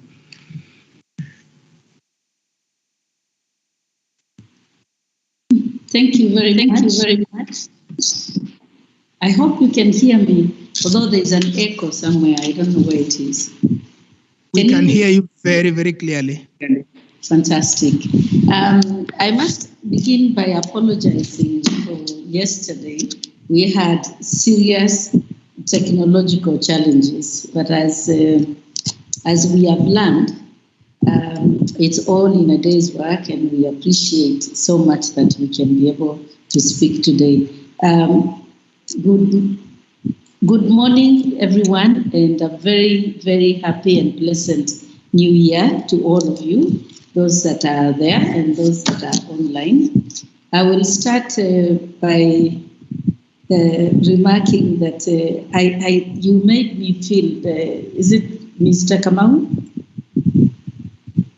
I think the moderator, you made me feel so old that I've been doing this work since you've been in high school. I didn't realize, but I am so grateful that I'm also in the company of young and old and not so old. So I will start by saying first, I want to most profoundly thank the management and the lecturers and the students of Kenya School of Law. And I am very, very happy to also appreciate my fellow presenters. And just one of them that I want to say special gratitude to, my pupil master, Mwalimu wangu of jurisprudence, my mentor, Professor Githu Mwigai. He is older than me, so I'm in good company. Fellow presenters, distinguished participants, I should say, if I've forgotten anyone, all protocols are observed. Dr. Eric Komolo and Justice Kumidia gave me this opportunity to be able to speak with all of you, and I want to thank them for that. And I'm really grateful and appreciative to be here. Although it is very exciting, of course, to dwell on Kenya at the moment, I will attempt to tackle the topic that I was given, that is on management of elections. I was not so sure when the moderator was talking about contradictions in the Supreme Court and constitutional improper practices. I was thinking, is that what I was supposed to do? Then I thought, I better start by making a presentation on what I prepared, and then maybe I'll write another presentation thereafter on the issues that you raised. But I imagine that during the interactions, when we are able to have a conversation between the participants and myself, subsequently after this presentation, we could tackle some of the issues that I may not have included in my presentation. Nevertheless, I thought that the topic on emerging trends on management of elections would look mostly on issues to do with the functions of the management, who does the management, and so on and so forth. So I will start with a brief introduction and overview, and then I will try to respond to the question, who manages the elections, the types of election management bodies, the principles of election management bodies, the electoral cycle, the history, and election management in Kenya, challenges that we experience in Kenya and how we try to mitigate them, or how we can mitigate them.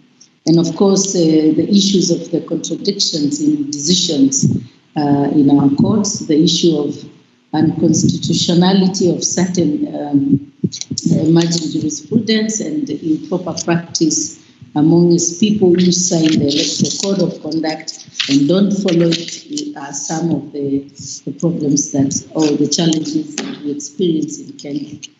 The earlier presenter, the senator, did raise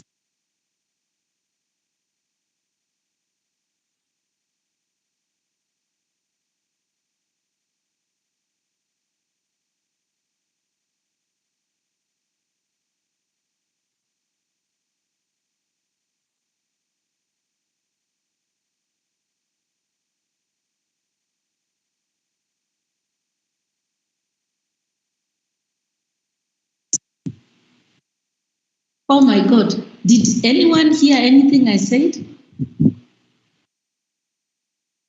Hello, can you hear me? You've been muted for a few seconds, so you can just take rewind a little bit. Oh dear God. Where did what was the last thing I said? Ambassador, you are referring to the conversation by the senator. Oh, fantastic. So I'm not so far away. So I'm sorry about that. I don't know how that happened. Technology challenges again. I was just remarking about that the senator this morning did lay sort of a context and the framework of elections in Kenya. But let me pull it from beyond our boundaries and state that that in most countries in Africa and abroad, elections are conducted, of course, by an authority that is designated and regulated by the law. And you could move. I hope I have outlined what I'm going to speak about, which is what is on the screen. So I would suggest you move to the next slide, please. Am I muted again? Oh, okay. So I'll just say that in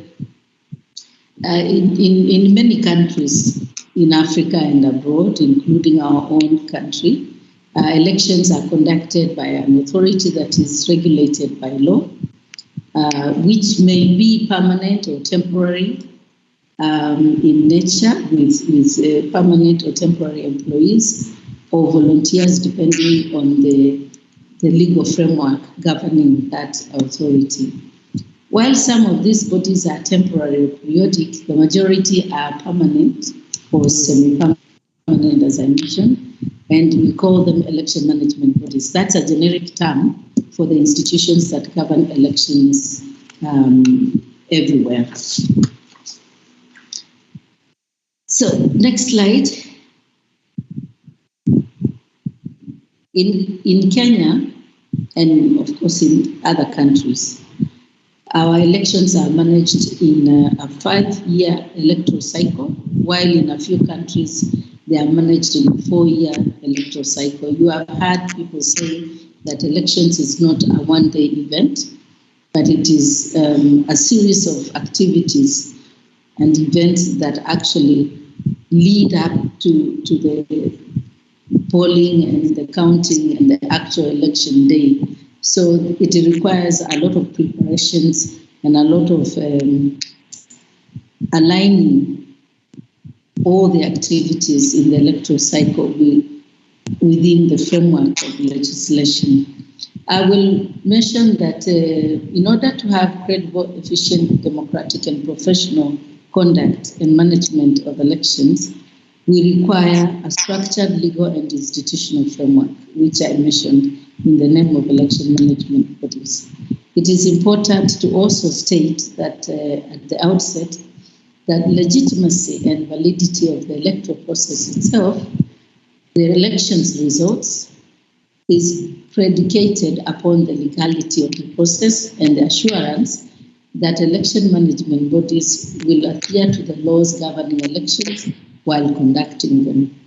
Our experience in Kenya show that that is a very important statement, because when the election management body does not adhere to the governing legislation, then the election results get invalidated. And in our case, we have experience of the same in the last presidential election. So I also wish to state that every activity or step in the electoral cycle is governed and regulated by the law. For example, if it is a registration of voters, if it is a demarcation of electoral boundaries, whatever activity has to be prescribed by the law, and the law therefore has to be followed. If it is voters who qualify, the eligibility is also governed by the law. That's why we have qualifications for registration, we have qualifications for candidates, we have all sorts of qualifications and disqualifications. And all these are either in the Constitution, which establishes the election management body and provide the framework, the broader framework for elections and election management. Therefore, a comprehensive legal framework comprising of provisions in the Constitution and legislation is very elaborate.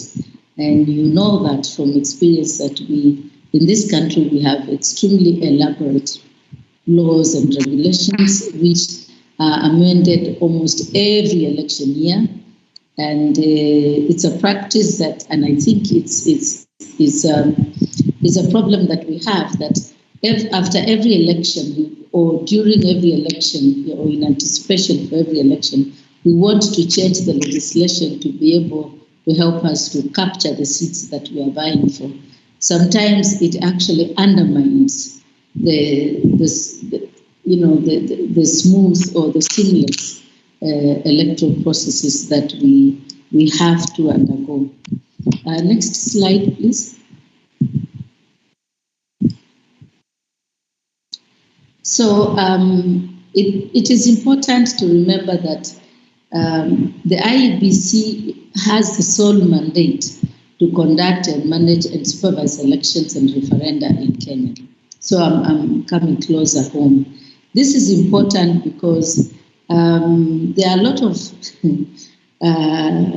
of agencies and ministries and different personalities within the executive and even parliament and even judiciary that think that they have mandate to engage in the business of elections, managing, supervisory, and even attempting to audit how the IEBC is operating. And that is actually interference with the working of IEBC. It is indeed true that IEBC works collaboratively with others like the judiciary, the executive, legislature, and other constitutional commissions and offices to be able to carry out some of its key roles and functions. It also works with the non-state operators, whom we will discuss subsequently.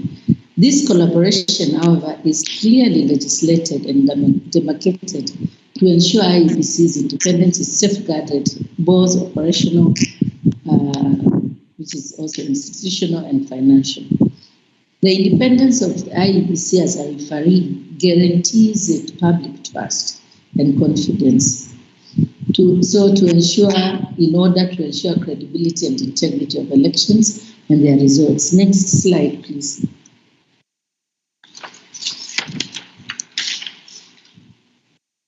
Next slide. Oh, I'm not being heard. Hello, can you hear me? Hello? Yes, we can hear you. We can hear you clearly.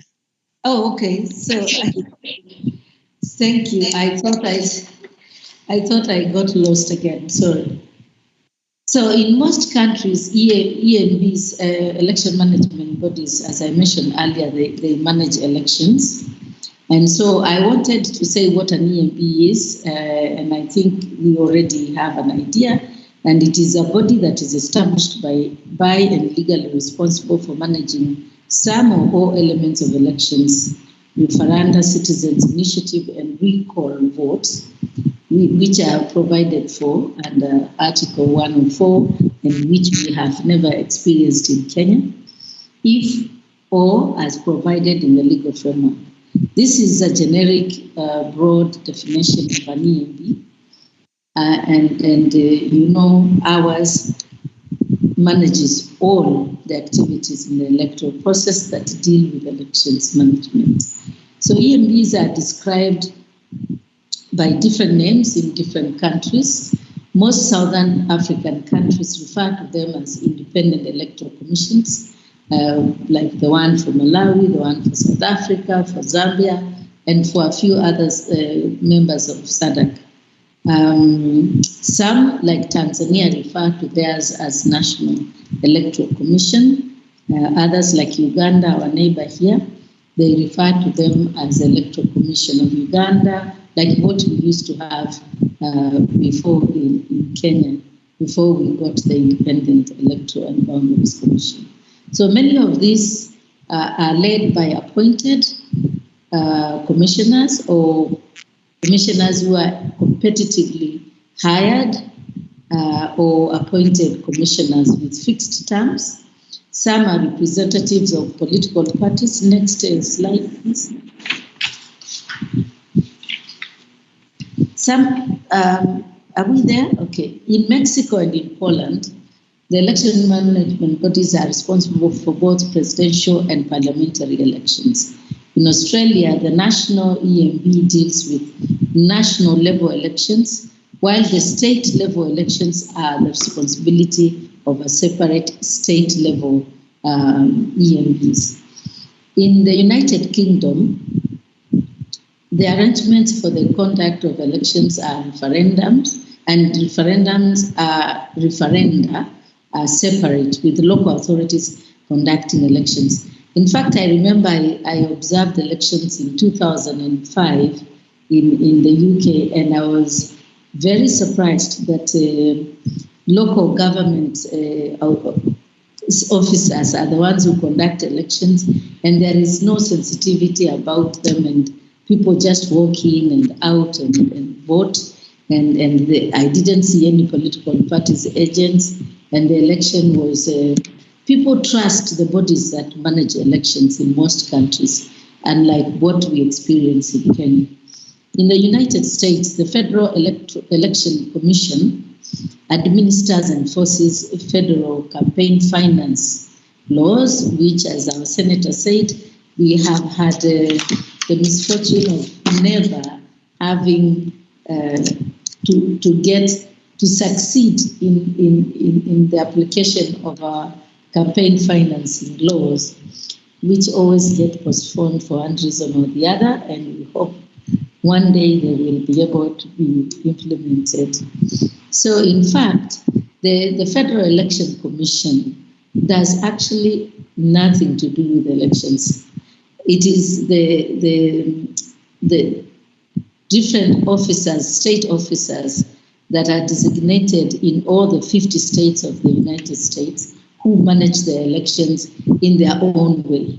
So the procedure is not uniform, and sometimes you have terrible long queues, and also you have a lot of disenfranchised voters, like you saw if you did in Florida and New York and New Orleans and all the other places that had serious problems during the last two presidential elections that we were able to witness. I've observed a few elections in the US as well. The electoral process and its management are however governed by detailed legislation, as I mentioned, from the Constitution. Please go to the next slide. Having stated that, I want to just state that there are three broad types or models of election management bodies. The first one is the independent type, like what we have in Kenya. The second one is governmental or mixed models. So the independent EMBs are institutionally independent. They are autonomous from the executive branch of government. Their members are from the outside executive, and it has and manages its own budget. It is not accountable to a government ministry or a department, but it is accountable to the legislature or the judiciary. In our case, it is accountable to the legislature. Others are accountable to the head of state or the judiciary, and that's why the judiciary is actually the one, in some cases, that confirms the election of their head of states in some countries, as you may know, and has performance accountability, and that is very, very important. And they are supposed to have professional commissioners.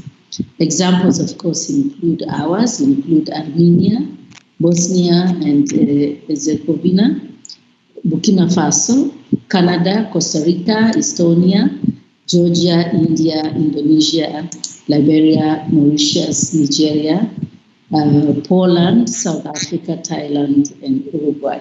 These are just some of the examples. Please go to the next slide. So that is the first one I mentioned is the independent EMB. The second one now addressing is a governmental model. And this one's, in this type of model, the election is actually conducted by the executive branch, such as the Ministry of Interior, or by local authorities like the UK, or they are led by a minister or civil servant answerable to a cabinet minister. You recall before 1992, when we had our Electoral Commission of Kenya, ECK, elections were actually managed by an officer in the Attorney General's office who oversaw the supervision of elections in Kenya with a lot of retired teachers and retired civil servants operating as election officers, returning officers, and so on. And then we also had provincial administration assisting in the management of elections before 1992. So we have also come from far to our independent election management body. Examples of governmental models include Denmark, Singapore, Switzerland, and the UK, as I mentioned, and the United States. In Sweden, Switzerland, and the UK, United States, elections are actually implemented by local authorities, as I mentioned. In Sweden and Switzerland, the Central Election Management Body assumes a policy coordinating role. Despite the fact that elections are managed by the executive, people tend to trust the processes and the outcomes, which are rarely contested, unlike what we have in Kenya. Please go to the next slide. The next slide is about the third category or the third type of an election management body, and it is what we call the mixed model. And this involves what we call a dual structure, which is the first type that I spoke about, the independent type, and the second one, the governmental.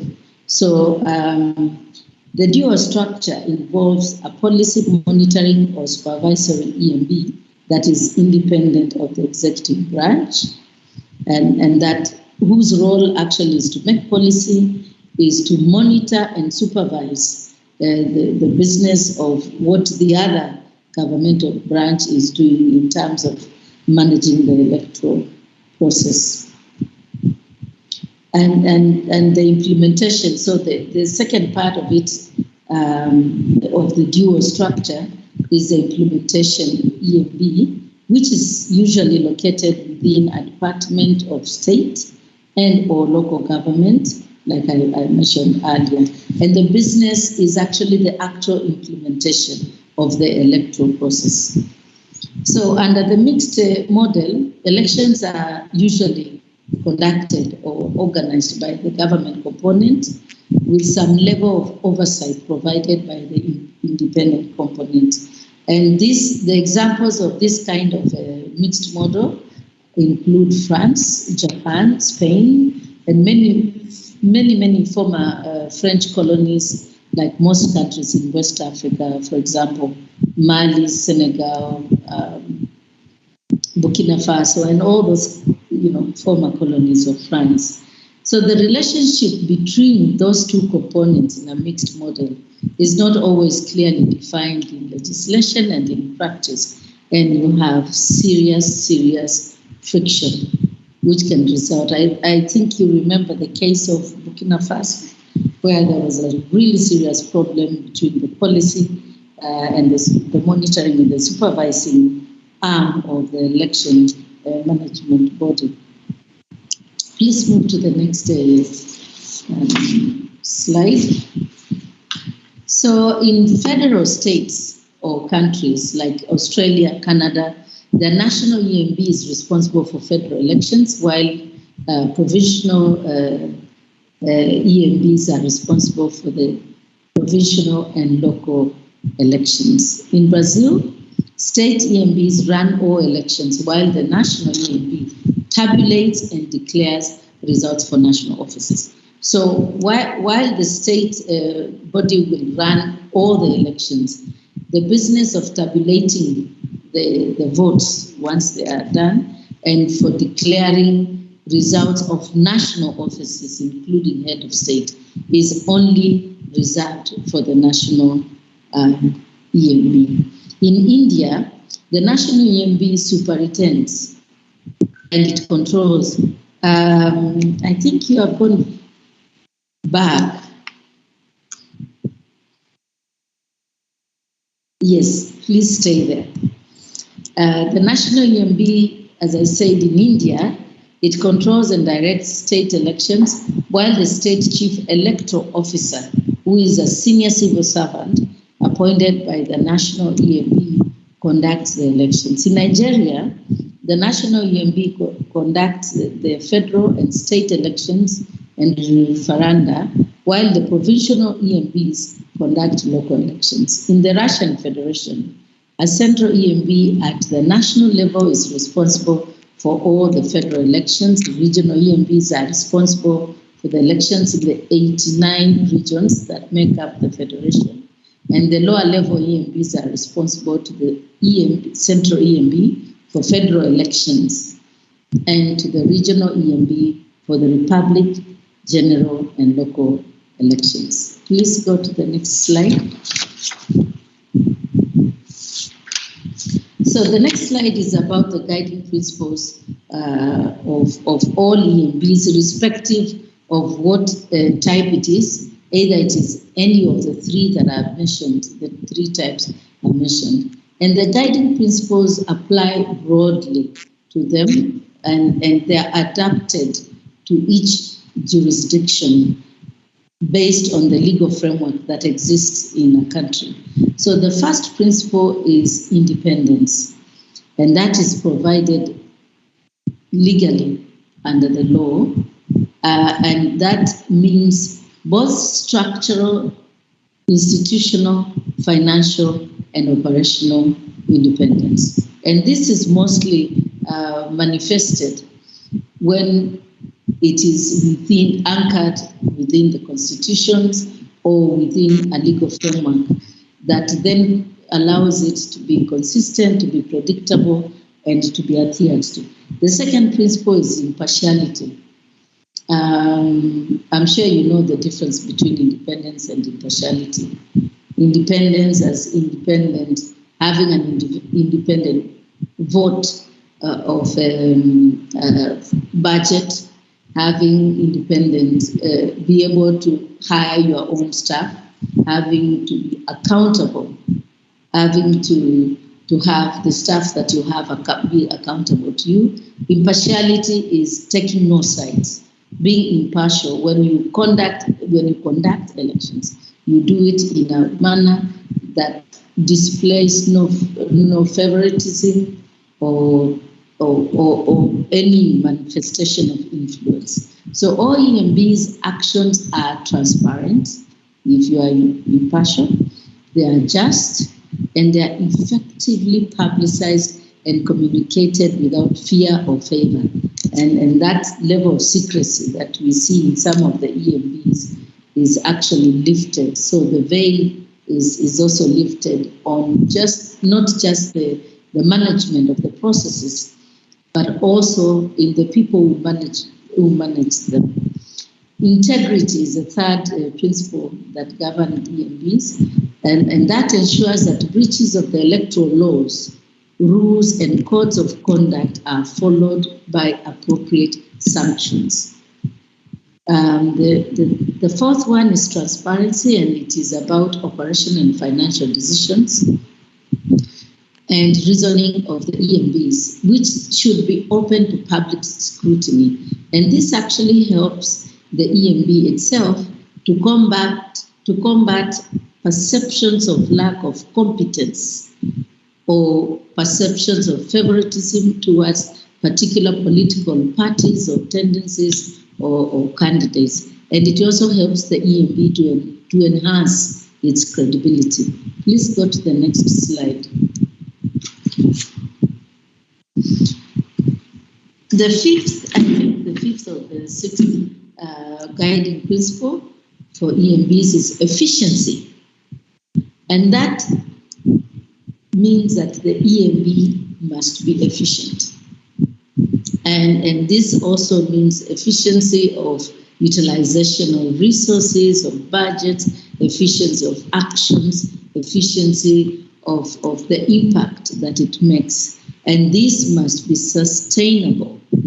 Therefore, sustainability, use of cost-effective technology to achieve more with less. The issue of modernity, these are important principles that govern EMBs. And these are actually legislated or contained in some of the anchored in the constitutions and the law. The other one, of course, critical is professionalism. And this requires accurate, service-oriented implementation of the electoral procedures by suitably skilled staff and commissioners who are well-trained and have the necessary skills to apply high-level professional standards in their technical work, which assures stakeholders with confidence that they are in safe hands of people who know what they're actually doing. And the last one, I think the last guiding principle is service-mindedness. So EMBs are supposed to provide high-quality service to their stakeholders and clients with well-known service delivery standards for all the activities in a timely manner. Next slide, please. In the next part, I am going to talk about the electoral cycle, which is what all the EMBs manage, but most of the EMBs manage part of the electoral cycle, while the others manage all of the electoral cycle. Like ours manages all the electoral cycle. The electoral cycle has 8 parts, broad segments. The first one is a legal framework that has a lot of details, and I'll go to that. The second one is electoral planning and implementation. The third is it's training and education, which means training of election officials their education and also include civic education. Then the fourth is voter registration. The fifth is electoral campaign. And the sixth is voting operations and election day activities. The seventh is verification of results. And the post-election activities is the eighth part of it. These 8 broad segments or part of the electoral cycle are also anchored in legislation and law, and they are governed by timelines that are important, and each one of them is critical to all the others. So if you don't have a good legal framework or you have problems in law that govern the electoral process, you will have problems with the rest of these parts, these activities of the electoral cycle. That's why I say that these 8 parts of the electoral cycle are interlinked, and none of them is less important than the other, or none of them is more important than the other.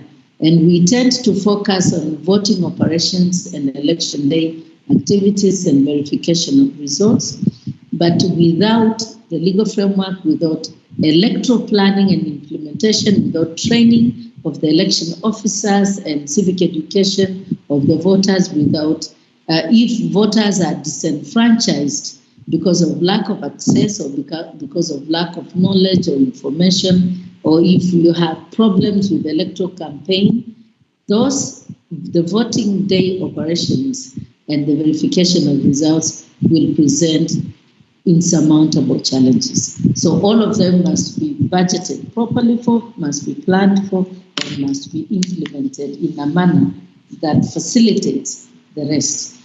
Next slide, please. So the next slide actually just provides detailed activities within those 8 segments, and that's why I don't want to go very over that again.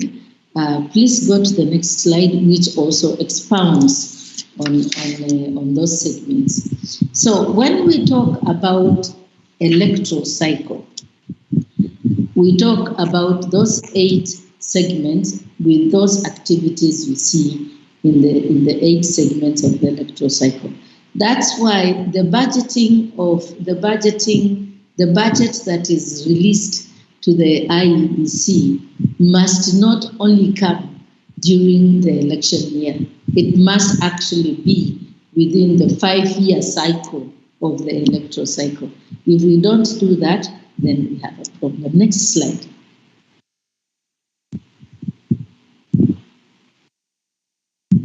So those are really details of what needs to be done at those times. And if you look at them, it is actually what we do in Kenya. And we try as much as possible to legislate. Everybody says, and a lot of professionals, including the IEBC itself, says that we are over-legislated. And every time we have a problem in elections and the results of the elections, we actually tend to amend the laws, repeal the election laws, or create new laws and new regulations. A good example is what is happening in the Senate this afternoon, because we think that we can solve the challenges of trust, we can solve the challenges of mismanagement of processes, we can solve the challenges of bad manners and in elections by legislation, but we can't. So go quickly through that, and then we will go to the next slide. Are we still together? Can you hear me? Yes, we can hear you. Okay. So when you just go to the next slide, and the next slide is a very brief one, which I will not, that one.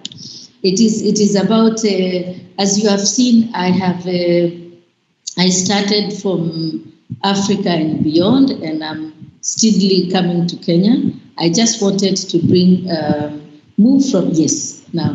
I wanted to bring us to a little brief history of election management in Kenya. I mentioned a little bit earlier, and just to say that from between yes, that is the one I'm looking for.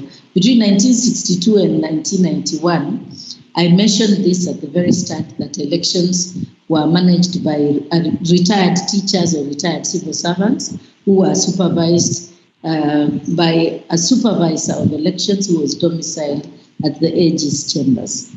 This changed, of course, with the establishment or the creation of the Electoral Commission of Kenya in 1992. In 1963, we had the Independence Order in Council of number 1968, which established the ECK. But the ECK that was established in 1963 did only one thing, and that one thing was the limitation of electoral boundaries and constituencies. It didn't conduct elections. It is only until 1992 that the functions of ECK were now expanded to include the implementation of the electoral cycle or the conduct of election itself.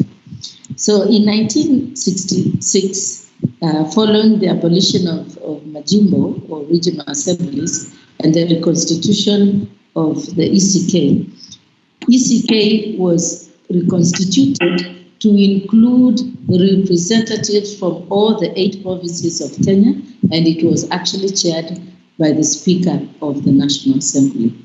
In 1992, we introduced the multi-party. After the repeal of Section 2A, we had now the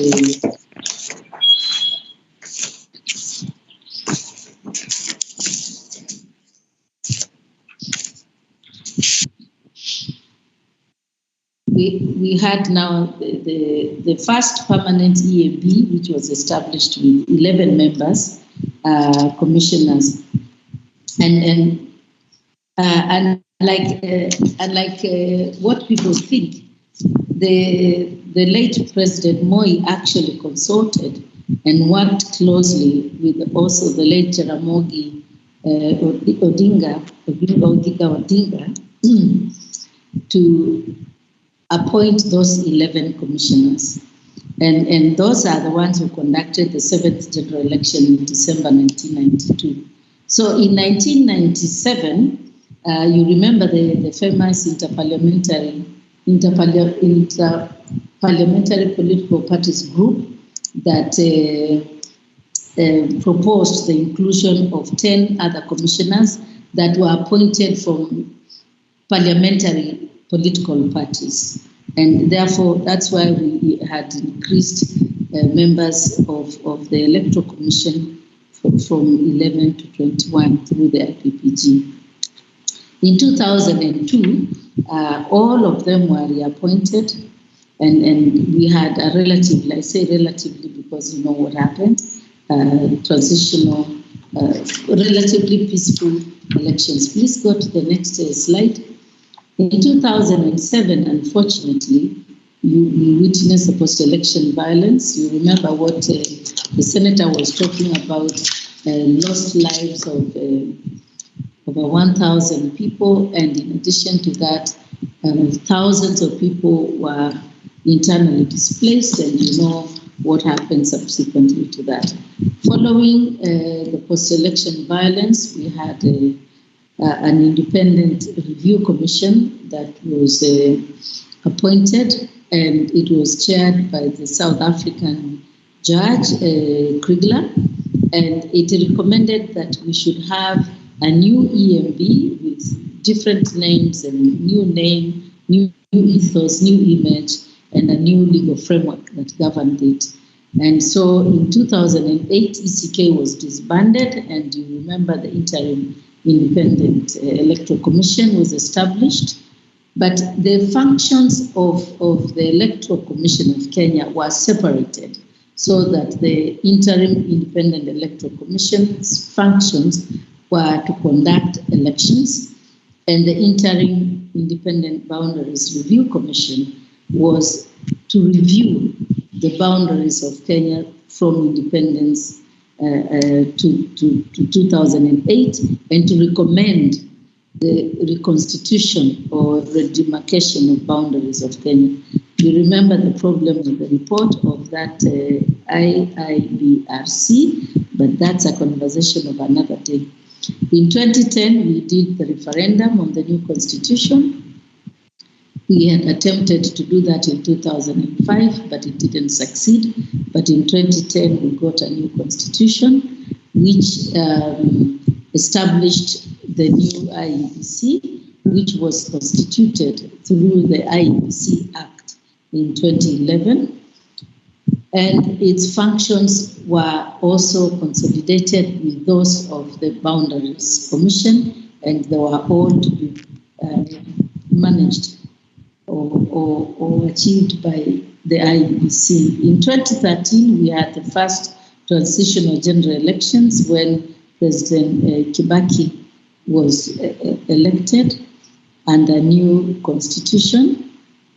And then we also established the 2 levels of government. You remember from then, we started having 6 elections concurrently. Between 1992 and 2007, we have had 4 multi-party elections and numerous by-elections conducted by the different election management bodies that I've mentioned as I was talking about the historical aspect of it.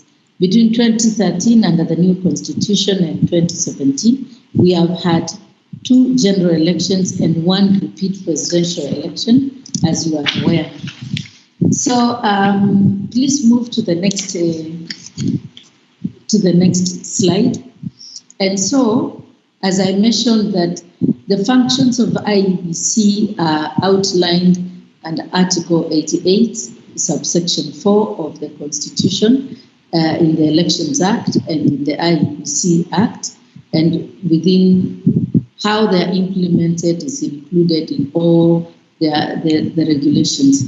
It is important to note that as part of the functions of the IEBC is the regulation of nominations by political parties, settlement of disputes that the Senator was mentioning today, the fight between the tribunal and the IEBC over this issue, which really shouldn't be happening now and which is unnecessary because IEBC's hands are full and they should not try to take or chip out on what is happening with the tribunal.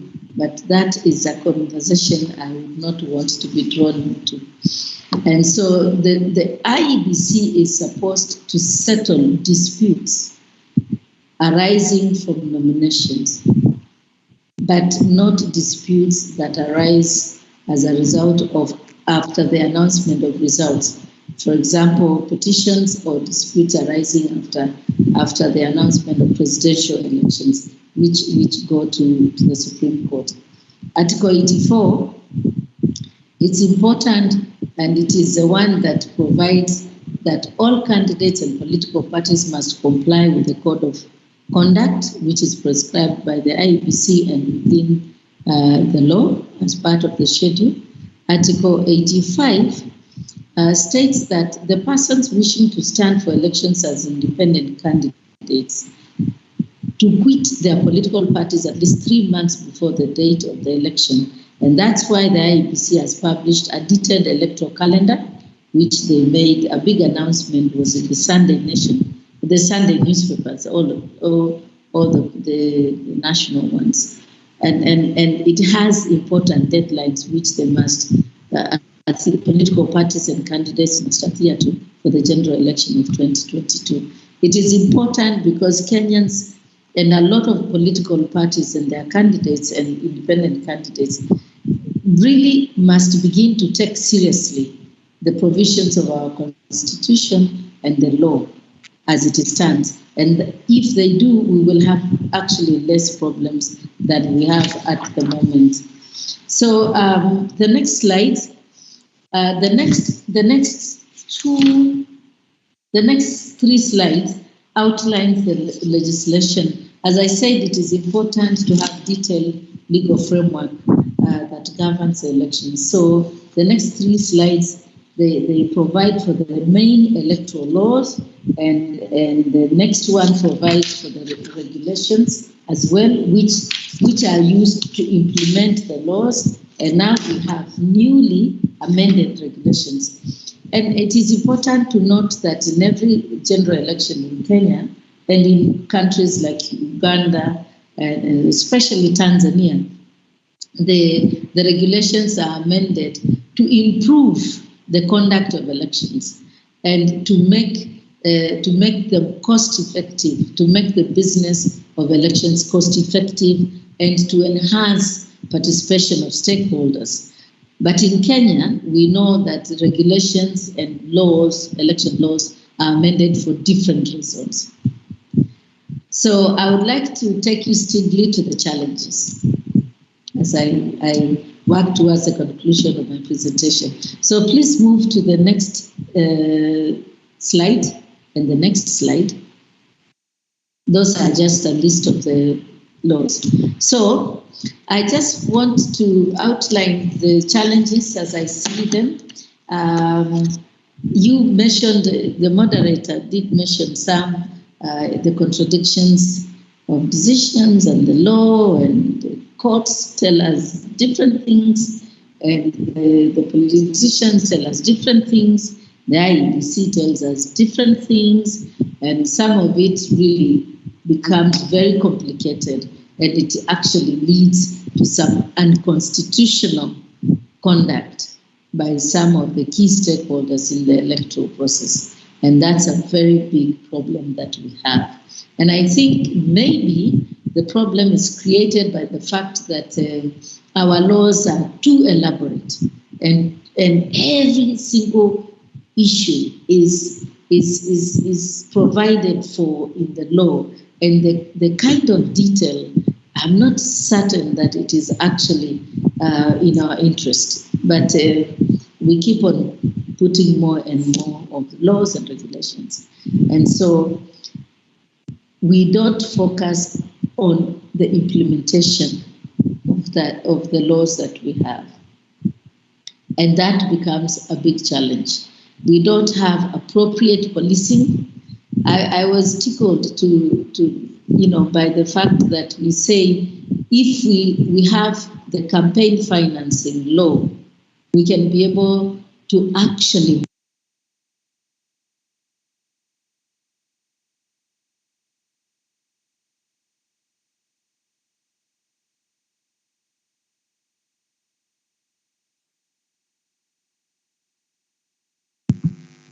We can't hear you, Dr. Oh my gosh. Okay, I don't know what you do. We can hear you now.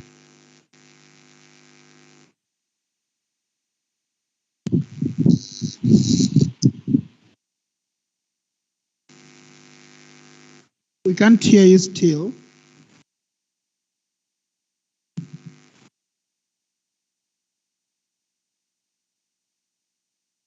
We're sorting it out, so in a minute.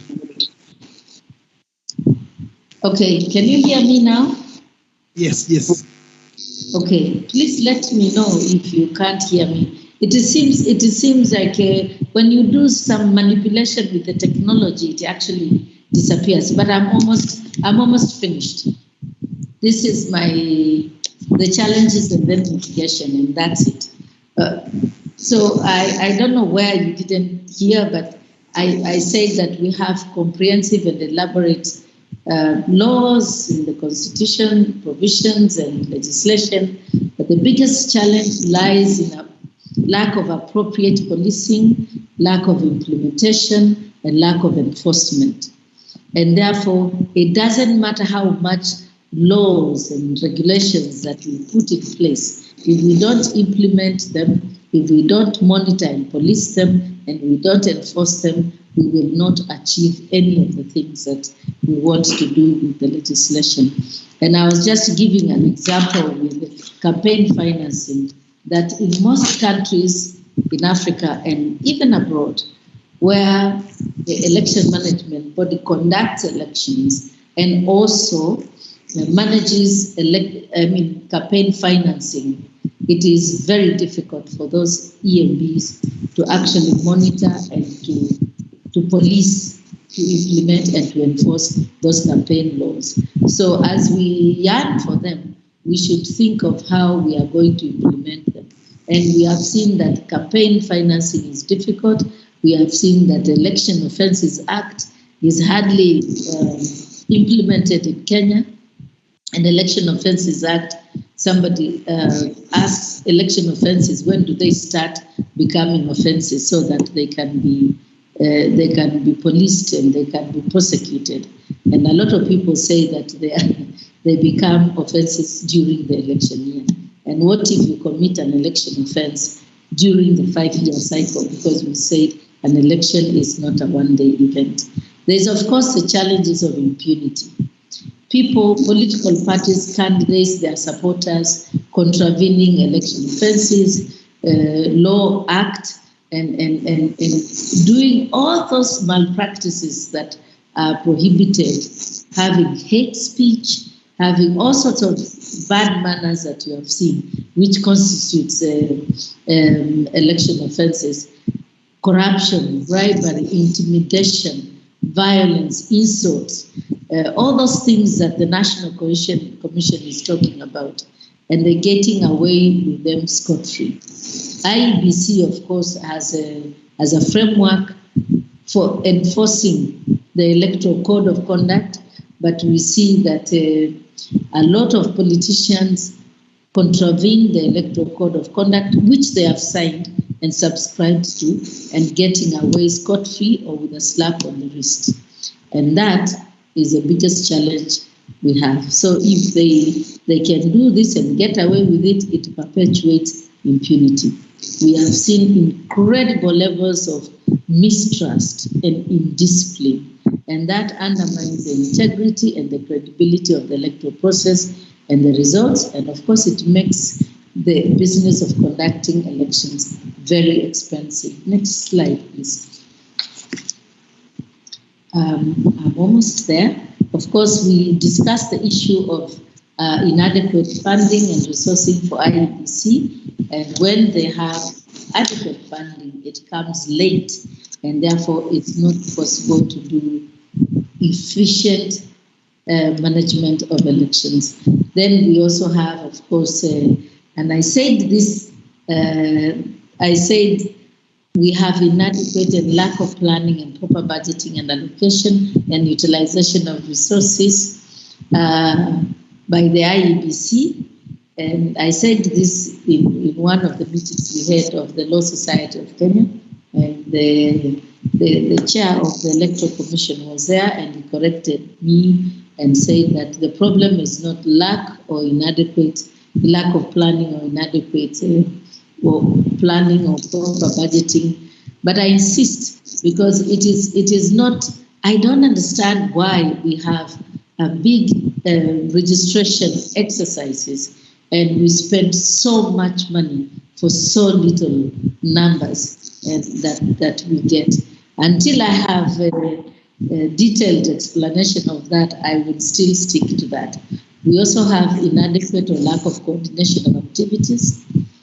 For example, with other government institutions, like coordination with registration of births and deaths. Those are people who issue birth certificates that allow you to apply for an ID, or issue death certificates that allow the IEBC to delete names of dead voters from the register.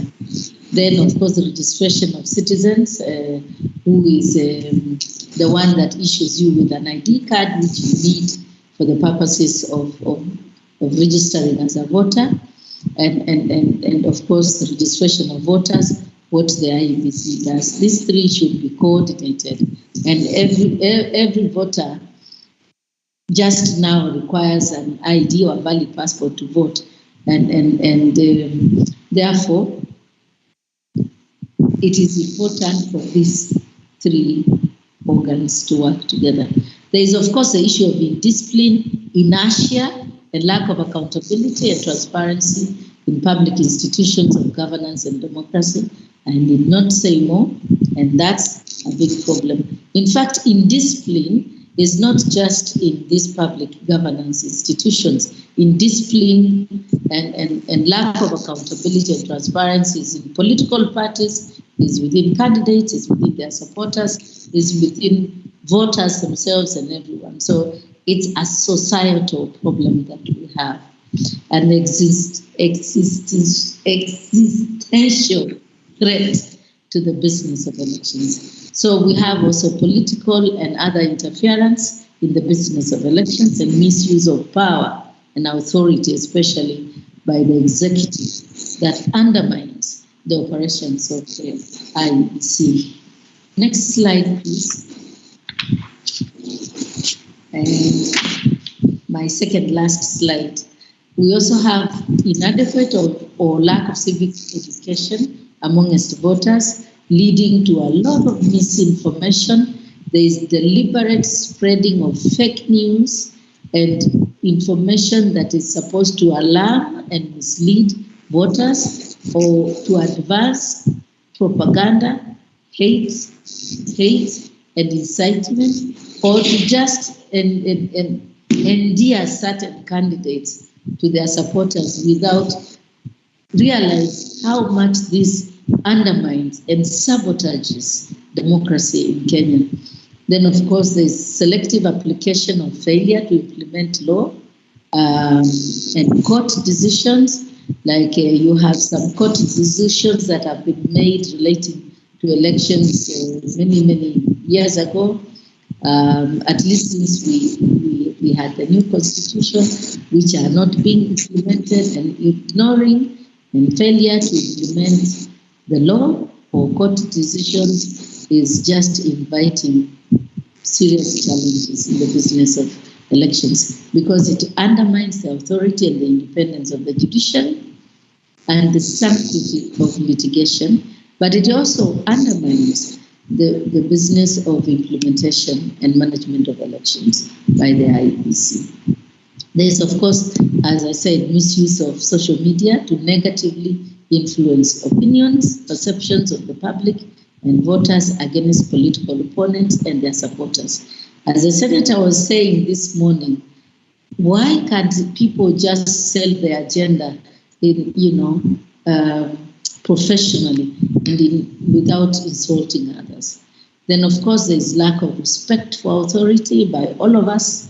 There is indiscipline, as I mentioned, among us politicians, political elites, and there is use of abusive language while selling political agenda and in campaigns. I just wish candidates and politicians can just focus on selling their agenda without tearing into their opponents, because it really debases them in the eyes of everyone else. And in my view, I think that it doesn't do them any good to actually tear so much into the others and insult them instead of selling the agenda. Because what I remember from that kind of campaign rhetoric is just the insults. I don't remember any of the agendas that they are propagating. The last slide, please move to the last slide, is, I think, yes, it is the last slide.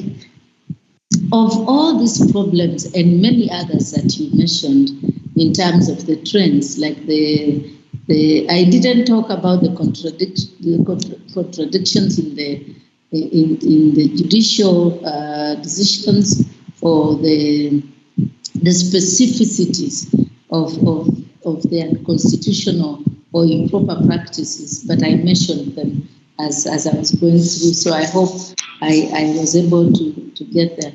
But of all these problems that I've identified, I only have 4 ways in which I think we can mitigate them. And the first one is not to focus on changing the law all the time and doing all those things that we are doing now.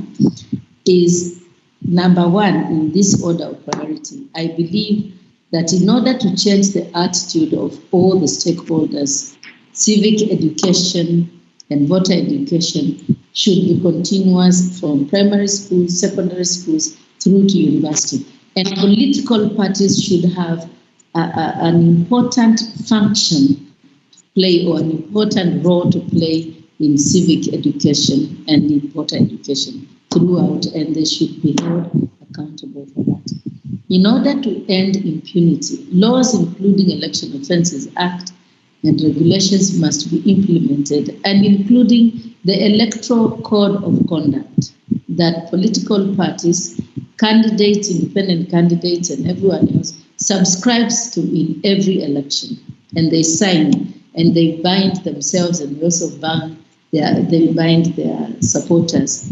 So where necessary, culprits should be barred from vying for elections. And this will help send a strong message to ensure that impunity is completely eliminated in this country. Number three, I would say that all electoral stakeholders, including voters, including observers, including media, including everybody, should be involved in the business of elections throughout the electoral process. From the very first one you saw dealing with the legislation, the first cycle, the first segment of the cycle, which include demarcation of electoral boundaries, registration, voter education, the legal reforms that Parliament is trying to push for, I don't know whose interest.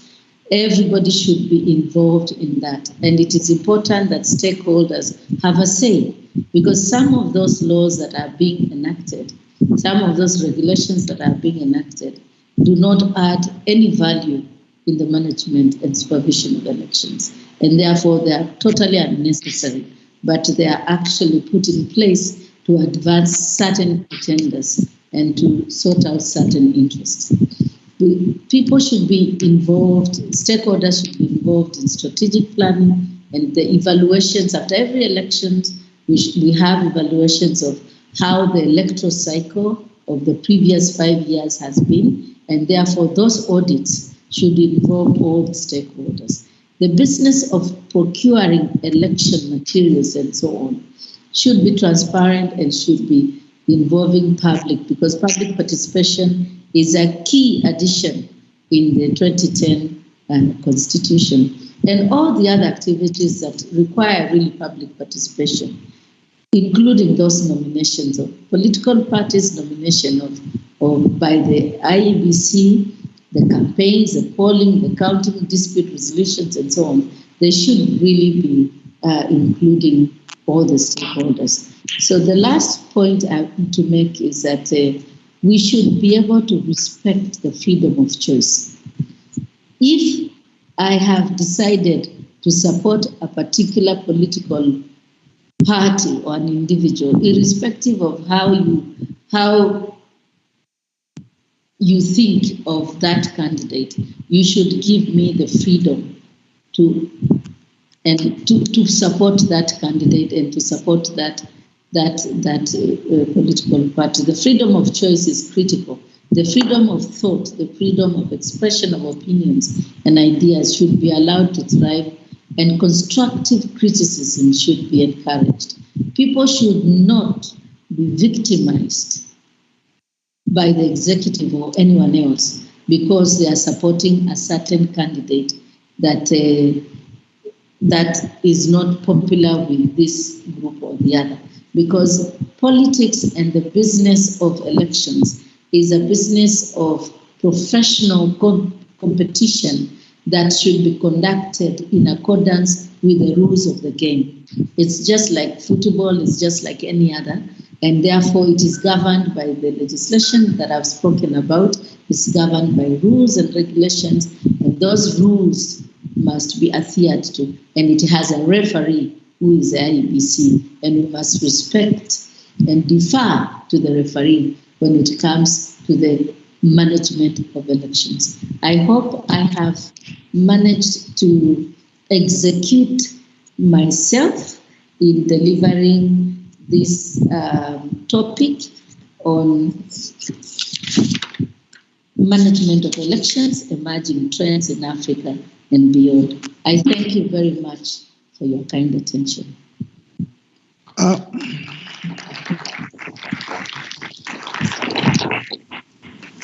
Thank you so much, Daktari, for that very rich and enriching presentation on electoral governance in Kenya and across Africa. I think what I was able to discern is that it was largely a comparative study, benchmarking across a number of areas from which you have drawn a number of experiences in electoral management, both institutionally and in terms of governance frameworks. Quite a number of things have come out in your presentation.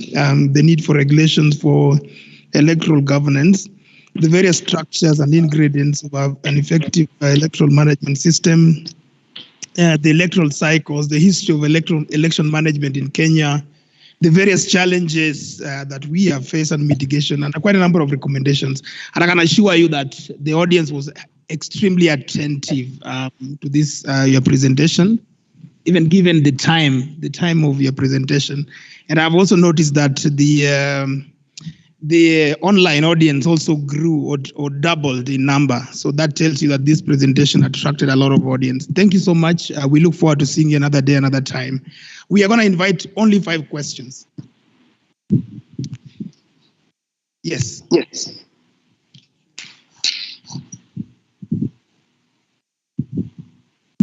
And be sure that Daktari, just be sure that you can hear the questions. If you can't, let us know. I will. Thank you. Thank you very much for the insightful presentation. My question is, we have wonderful policies like you have analyzed, and we have learned that most countries come even in Kenya and pick our good policies, and they go and run with it, and they work very well in their countries. A good example is Rwanda. And one problem that you pointed out is implementation. That implementation is a very, very serious issue in this country. Based on your rich experience, what can we do? We are students, most of us, and that is a big challenge that we face all the time. So we'd like to tap from your rich experience on what can be done. Thank you. Please keep your question to less than a minute and 1 question only. Thank you, Dr. Muli, for that very well elaborated presentation. My question is about the way we conduct politics in Kenya. It is like it's a matter of life and death. I don't know what is the cause. Is it that we pay our politicians a lot of money and they want to kill each other over it? Or is it that they are looking for something which ordinary people don't see, but they are fighting over that thing? A friend of mine told me that they were observing elections in Tanzania, and a very serious election of president, and after voting, people just go home. When you ask them, wanasema sisi tumepiga kura na tunangoja watuambie nani ameshinda. So, but in Kenya here we have to keep watch and do all manner of things. So what is your take on why Kenya's politics is so competitive?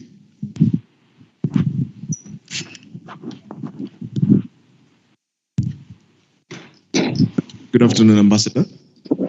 My question is, we recently saw, I think this was last year, there was a multi-agency team that was composed of the CJ who chaired the same multi-agency team alongside other stakeholders in preparation for the 2022 elections. And unfortunately or fortunately, we saw the IEBC backing out of that same multi-agency team.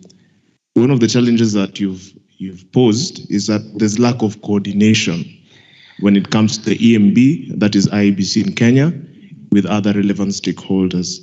So what is your reaction to IEBC pulling out of that multi-agency team? And to partner with another question, and what is the place of stakeholder coordination when it comes to such preparation for elections? Thank you.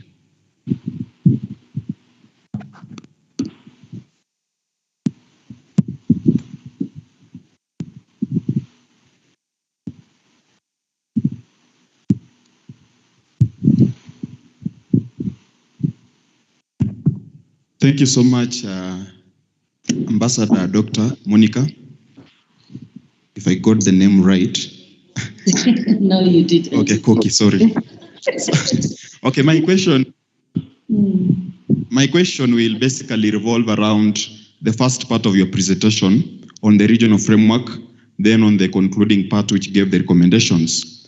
And it specifically seeks to connect with the questions that was arising during the yesterday's conference on the lack of an agreed, or rather an effective definition of an election period within Kenya, because making reference to the African Charter on democracy, elections, and governance, it fails to define what an election period is. Rather, an election period is effectively defined, and it remains silent, and basically we can allude some of the problems that African countries are facing because of the lack of the definition.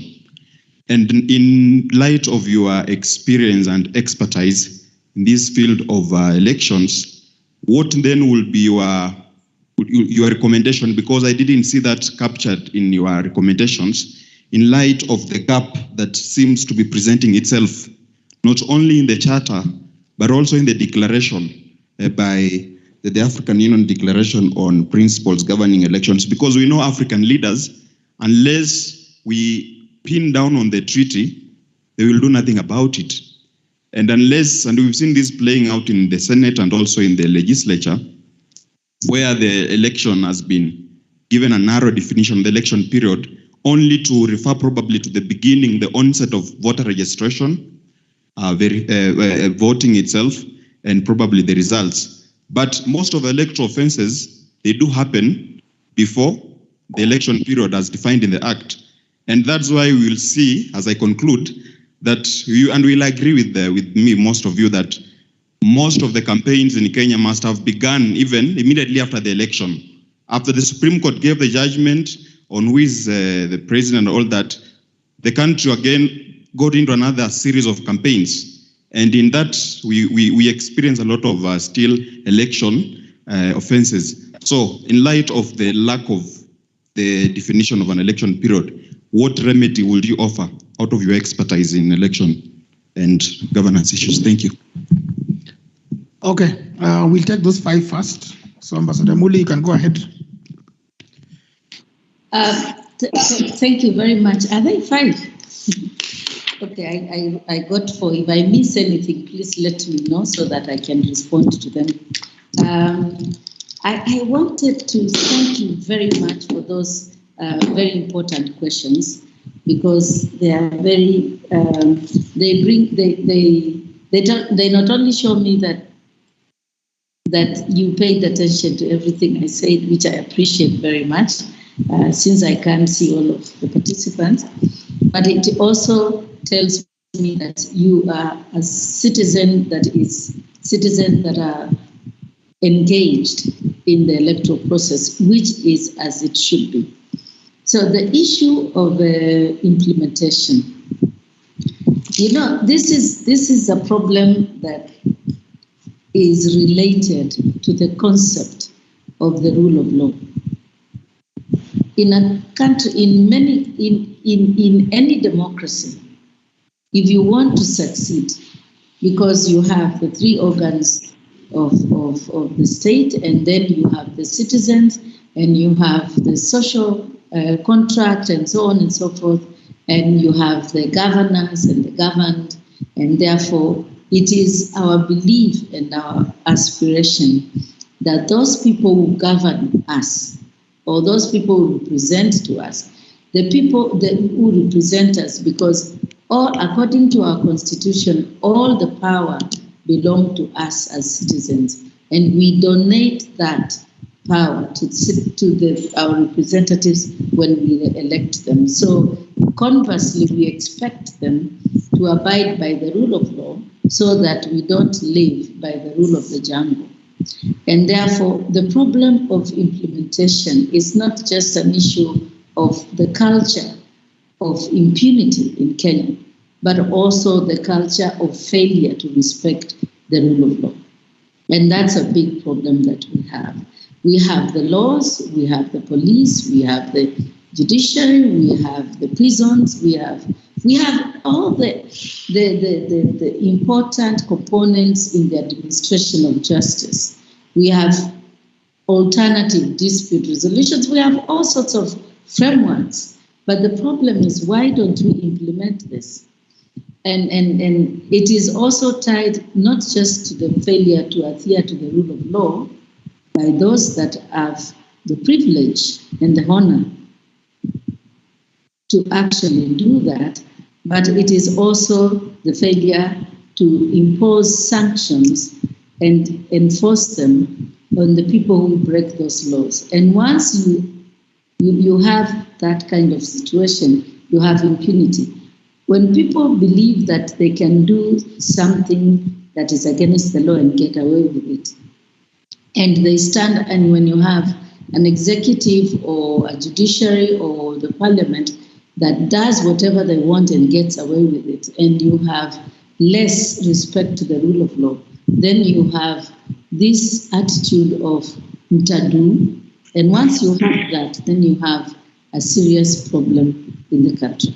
And therefore, for me, I would say how to implement these laws, it is just to create a culture of respect of human rights, respect of the rule of law, and respect of democratic principles. Because like now, when you bully people because they don't agree with you or because they hold an alternative opinion, and you threaten them by all sorts of exposures, all sorts of punishment, then it creates fear amongst certain people, and it creates lawlessness on the other side. And therefore, for me, that's what undermines implementation. All I can say is that we need to change our attitude, and our institutions need to adhere to the rule of law and respect the decisions of the judiciary. And if they don't respect them, they can appeal. That's why you have the judiciary is one of the very few organs in any jurisdiction that allows for people to have the decisions that they don't agree with reviewed until they get to the Supreme Court. So implementation, that's all I can say. So the issue about what is it, this electioneering and wanting to go to be elected as president, as governor, as senator, as MP, and so why has it become a matter of life and death? It has become a matter of life and death because of a lot of things. And one of them is probably because being a member of parliament, both the Senate and the National Assembly, being a member of county assemblies, MCR, and being a governor and deputy governor, and being a president and deputy president of this country, it is ceased to be a sort of trust issue. Leaders used to hold these positions they hold in trust for the citizens who donate the powers that they exercise on our behalf that emanate from the Constitution. It is a privileged position that requires honor, that requires delivery of services, that requires accountability, that requires respect for the rule of law, that requires the delivery of effective and efficient service delivery to the citizens. And now we have two tiers of government, two levels of government where the services must be delivered. But when people now go to these positions I've identified for the 6 elections that I spoke about, they go there mostly for their own personal interests. And yes, pay is part of it, because we have seen Parliament increase their own payment as much as they want each time. But what is insidious is that the person who sits as the president and the cohorts of people who are within that government. That's why you hear people saying, I am not in government, I work for this government.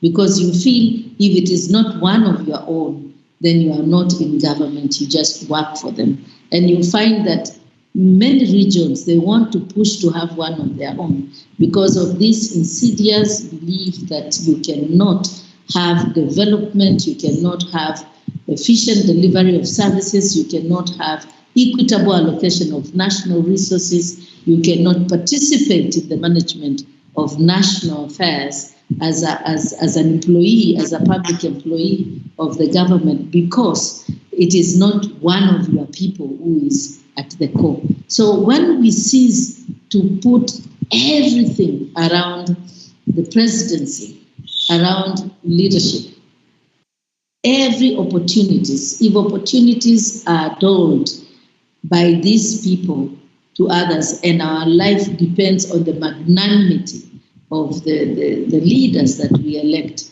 when that ceases to happen, then we can be able to have a government that is really for us and a real democracy. But right now, people struggle to go to State House because then they have control over resources, they have control over opportunities, they have control over access and control over fair representation, fair everything.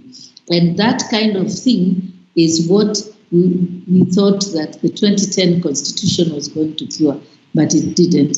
So that over concentration of power, that over concentration of access to opportunities and to resources, and the fact that you have the power and authority to decide who is going to be your minister, who is going to be in all these appointive positions, that is why people fight by all means necessary to occupy those positions. We need to be able to decentralize that power. We need to be able to have a situation where it is not so attractive to be a member of parliament, because development and the distribution, fair and equitable distribution of national resources should be controlled by and even appointment of positions should not be allowed to be concentrated in one office. And therefore, the kind of things that happen and the kind of largesse that comes with the offices is what really creates the problems we have. And it is only until those kind of things are spread out and that you don't have to look up to the head of state or to look up to the governor, to look up to an elected person for you to have certain opportunities, to have water, to have medicine, to have delivery of services. Though once that is done, that is the only time we can be able to say that being a president is not such a big deal.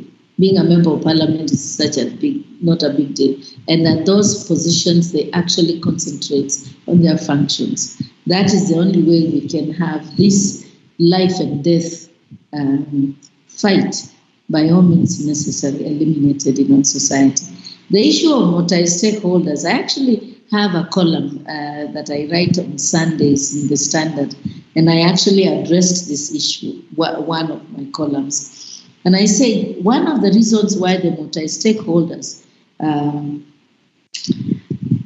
why the IEBC left the multi-stakeholders team is because of the terms of reference of that multi-stakeholders. If you look, I don't know if you have seen the terms of reference. The terms of reference of the multi-stakeholders that we have for this election year, include some of the core functions of the IEBC. That's number one. Number two, the other terms that are supposed to be carried out by someone else and not the IEBC provide sort of oversight and audit what the IEBC is doing in real time. And that can also be problematic.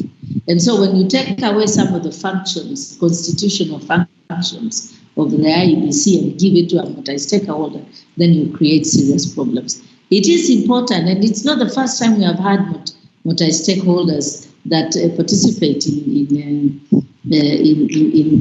elections.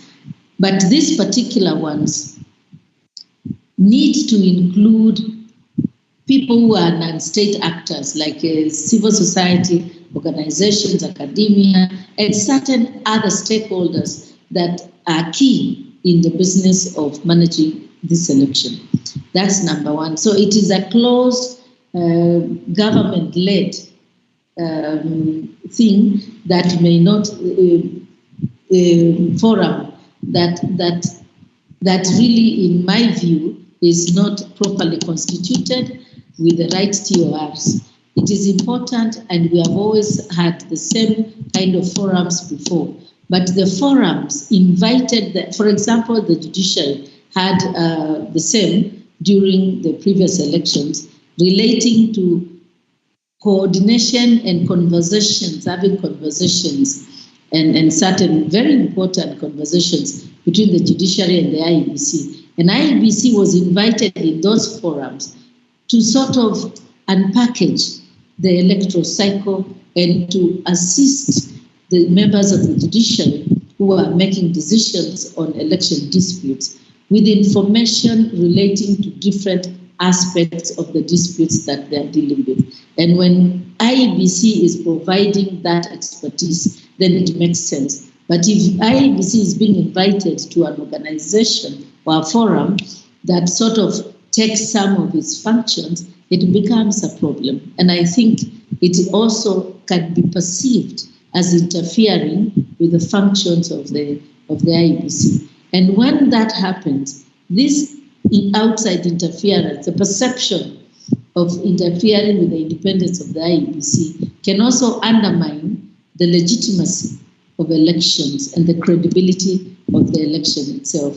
And I think that it was probably, those are the reasons which probably made the IEBC leave this stakeholders forum. So the issue of the last point that I have on my notes is the issue of the campaign period or the election period. In the previous constitution, we used to have it, I think it was 21-day period, but I know for sure, I can't remember often the specific provision in the Elections Act, but actually the campaign period is actually provided by the law. But that is, the campaign or the election period is provided by the law. And also, as I mentioned earlier, we have a 5-year electoral cycle, which means that there are election activities from the announcement of results and the certification of the winner and the swearing in of the new president and the new members of parliament until the next election. That cycle stays. And that's why the Election Offences Act should always apply throughout the electoral cycle, the 5-year electoral cycle. But having said the fact that the election period is actually designated by the law, we have seen in practice that in Kenya, the election period is in perpetuity. Immediately after the swearing in of the president, the next campaign kicks off. The people who have lost the campaign, after they go to court and after the court decision, they go back to the campaign period, to the election period. So that's a problem we have in Kenya. It's a problem that has to stop if we have to achieve sustainable development goals by 2030, because we must seriously focus on development. Thank you.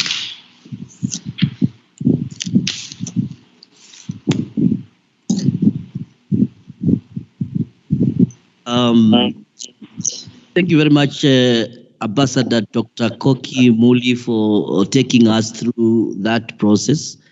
One of the things I must commend you is being faithful to the law on election management. Way back in 1992, when I was still in the university, you were still in election management. And when we called you, we knew that we have not made a mistake. I'm sure all of us and Kenyans know that myself and Dr. Muli, we went to the doors of KICC. We wanted to be commissioners of IBC. We had the law in our hands. Everybody saw that. We had the expertise, but we don't know what happened. The names went through the process of the panelists and finally to the president because our names were missing. But because myself and Dr. Koki, we are faithful to the law, we are faithful to the Kenyans. We are still participating in the democratic process and ensuring that we are going to have a free and fair elections by empowering you, by participating in civic education, both at the national, international level, and even at our county where we come from. Myself, we share a county of birth, and we are faithful to that. But I moved to Mombasa, which is my county of residence now. So, Daktari, thank you very much. I'm so proud of you. And May I say one word? Yes, please. Thank you very much for what you have just said. I just want to console you and tell you that when you make an application for a job, especially a public job, whoever is appointing you whoever is looking for the position you're applying for usually have a fit. You know, they are looking for someone who will fit that position. I think you and I may know the law, but may not have been a perfect fit for what they were looking for. And I think you should thank God. You should thank God for not having gone through with this, because everything does happen for a reason, and maybe it was not the time for the two of us. And we always say where we were both born that everything does happen for a reason, and in God's good time, we shall be able to serve in that particular commission or another one that will come. So you and I don't have any sour grapes, and I wanted to say that for us, it is important that people understand that we love Kenya and we do this for Kenya, and we'll do it over and over again in perpetuity. I must tell you, in elections and the business of elections, I'm celebrating this year 32 years in elections and democracy. And I think in those 32 years of my experience, I have learned very many things. And one of them is to always be patient and be calm. And I'm telling you, my dear, I will invite you to my 32 years of experience in this area. And I think that you and I are really, God has kept us for something really fantastic. So take heart. Thank you for that. That's very consoling. We really get that. Now, I'm told that we have only one online person called Igaji online asking a question, the only person. And I think we can bend the rules a bit to allow him ask the question because he's online. Then after that, we'll go to the next thing. Igaji, please ask your question. Igaji, you come. Oh my God, you're here. I thought you was online. All right, let's allow that. Oh, okay. I was told he's online. Hey, all right. We're almost marginalizing you. All right, allow her to ask the question. She was both online and physical. Okay, all right. Okay, thank you, Ambassador Koki Muli, for the informative presentation. So my question is, since refugees are not registered voters, since they lack the identification cards, and the process for them to obtain the same is really long and cumbersome, considering the fact that most of them are not educated, what is the government doing to solve that? And from where I come from, Which county do you come from? Isiolo County. Yes, it's good to name that county. Yes. Yeah, it's difficult for us to get the identification cards. So what is the government trying to do to help solve that problem? Thank you. All right, maybe you respond as a citizen, not government, because you're not in government. Yes, thank you very much, my dear brother. I work for a state corporation at the Southeastern Kenya University, and we don't deal with the issues that you raise. But in my experience, I do know, and I can maybe respond to some of the issues that you raise. The issue of issuance of identity cards, it's a very controversial issue in Kenya for certain communities in Kenya. And I think the government has made really big effort to make sure that access to registration of citizens is seamless, and it is allowed and made simple for all the eligible Kenyans.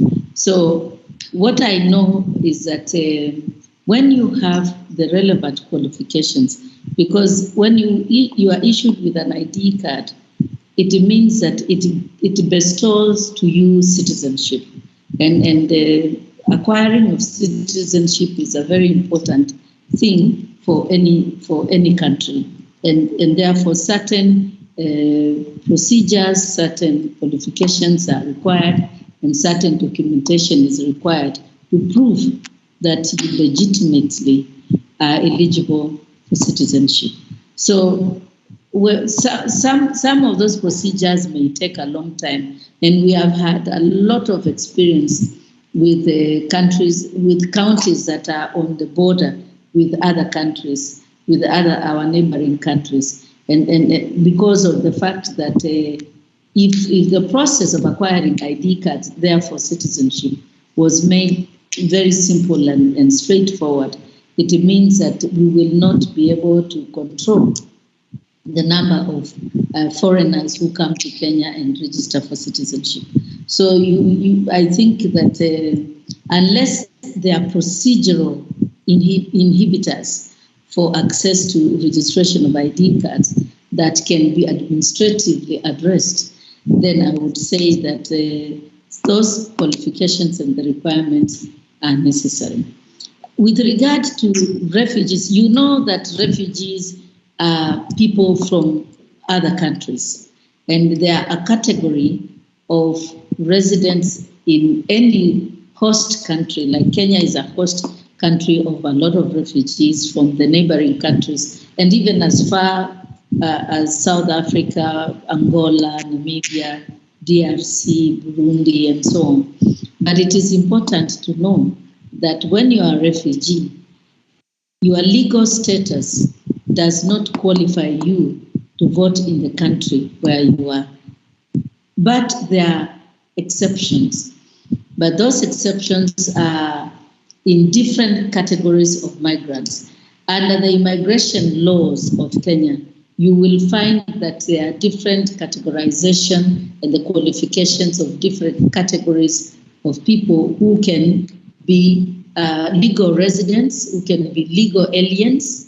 How do we call foreigners aliens? We still actually have that word aliens, but we have legal aliens from the earth, not from out of the space. But these legal aliens and migrants that have come to Kenya, and those people who have followed not forced migration like refugees, but also voluntary migration, who qualify. And these categories are in the law and in the schedule, and how they become citizens is important. In the Constitution and in the election laws, it is very clear the eligibility of a voter, how you qualify to register as a voter. And therefore, the eligibility as a voter, the eligibility as a citizen, how you qualify to get an ID card, or how you qualify to get a Kenyan passport, So you have to meet those criteria, and you have to meet the eligibility criteria in order for you to qualify.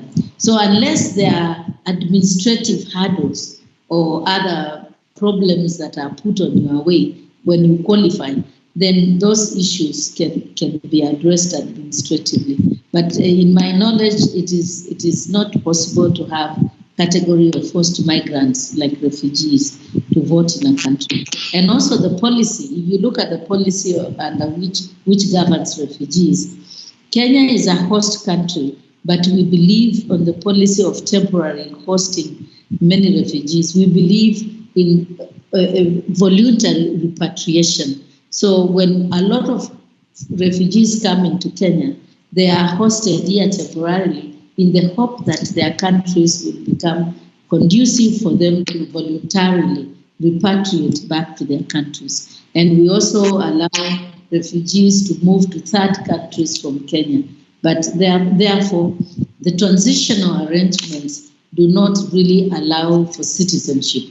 But we know, as you know, we have lots and lots of refugees who have become citizens as well, or refugees through mixed marriages or through just resident and applying to become citizens. But you have to have an ID card or a valid passport to be able to participate in elections.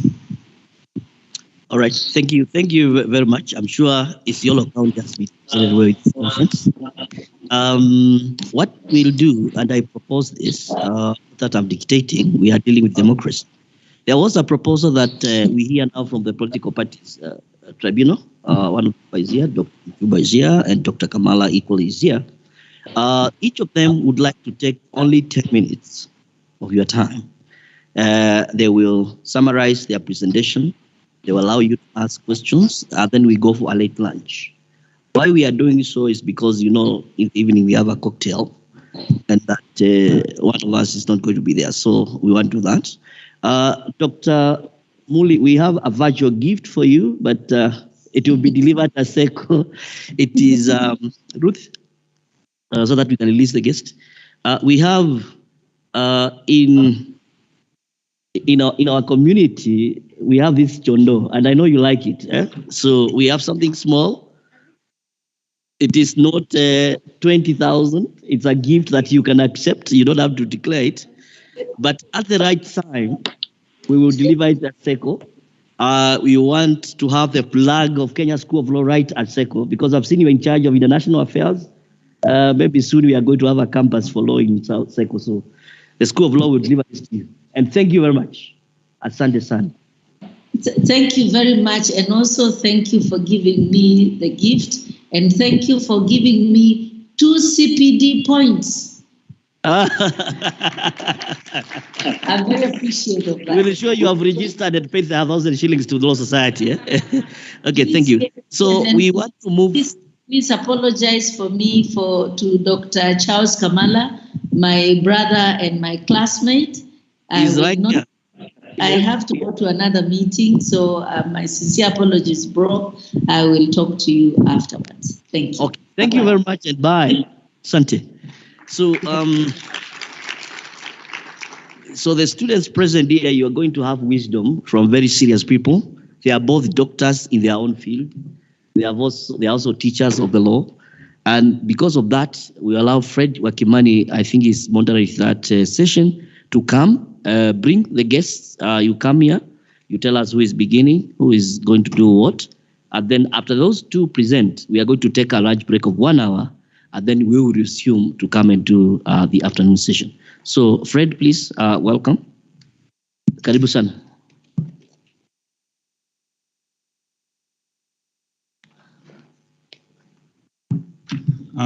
Thank you, Bwana Justus. Bear with us, please. Don't worry, there will be time to unwind at the cocktail. So what we have done is we have done a switch such that the panel 3 will have Dr. Mutubwa coming in. And what I'll do, I'll kindly request Naserian to come and do the introduction for Dr. Mutubwa.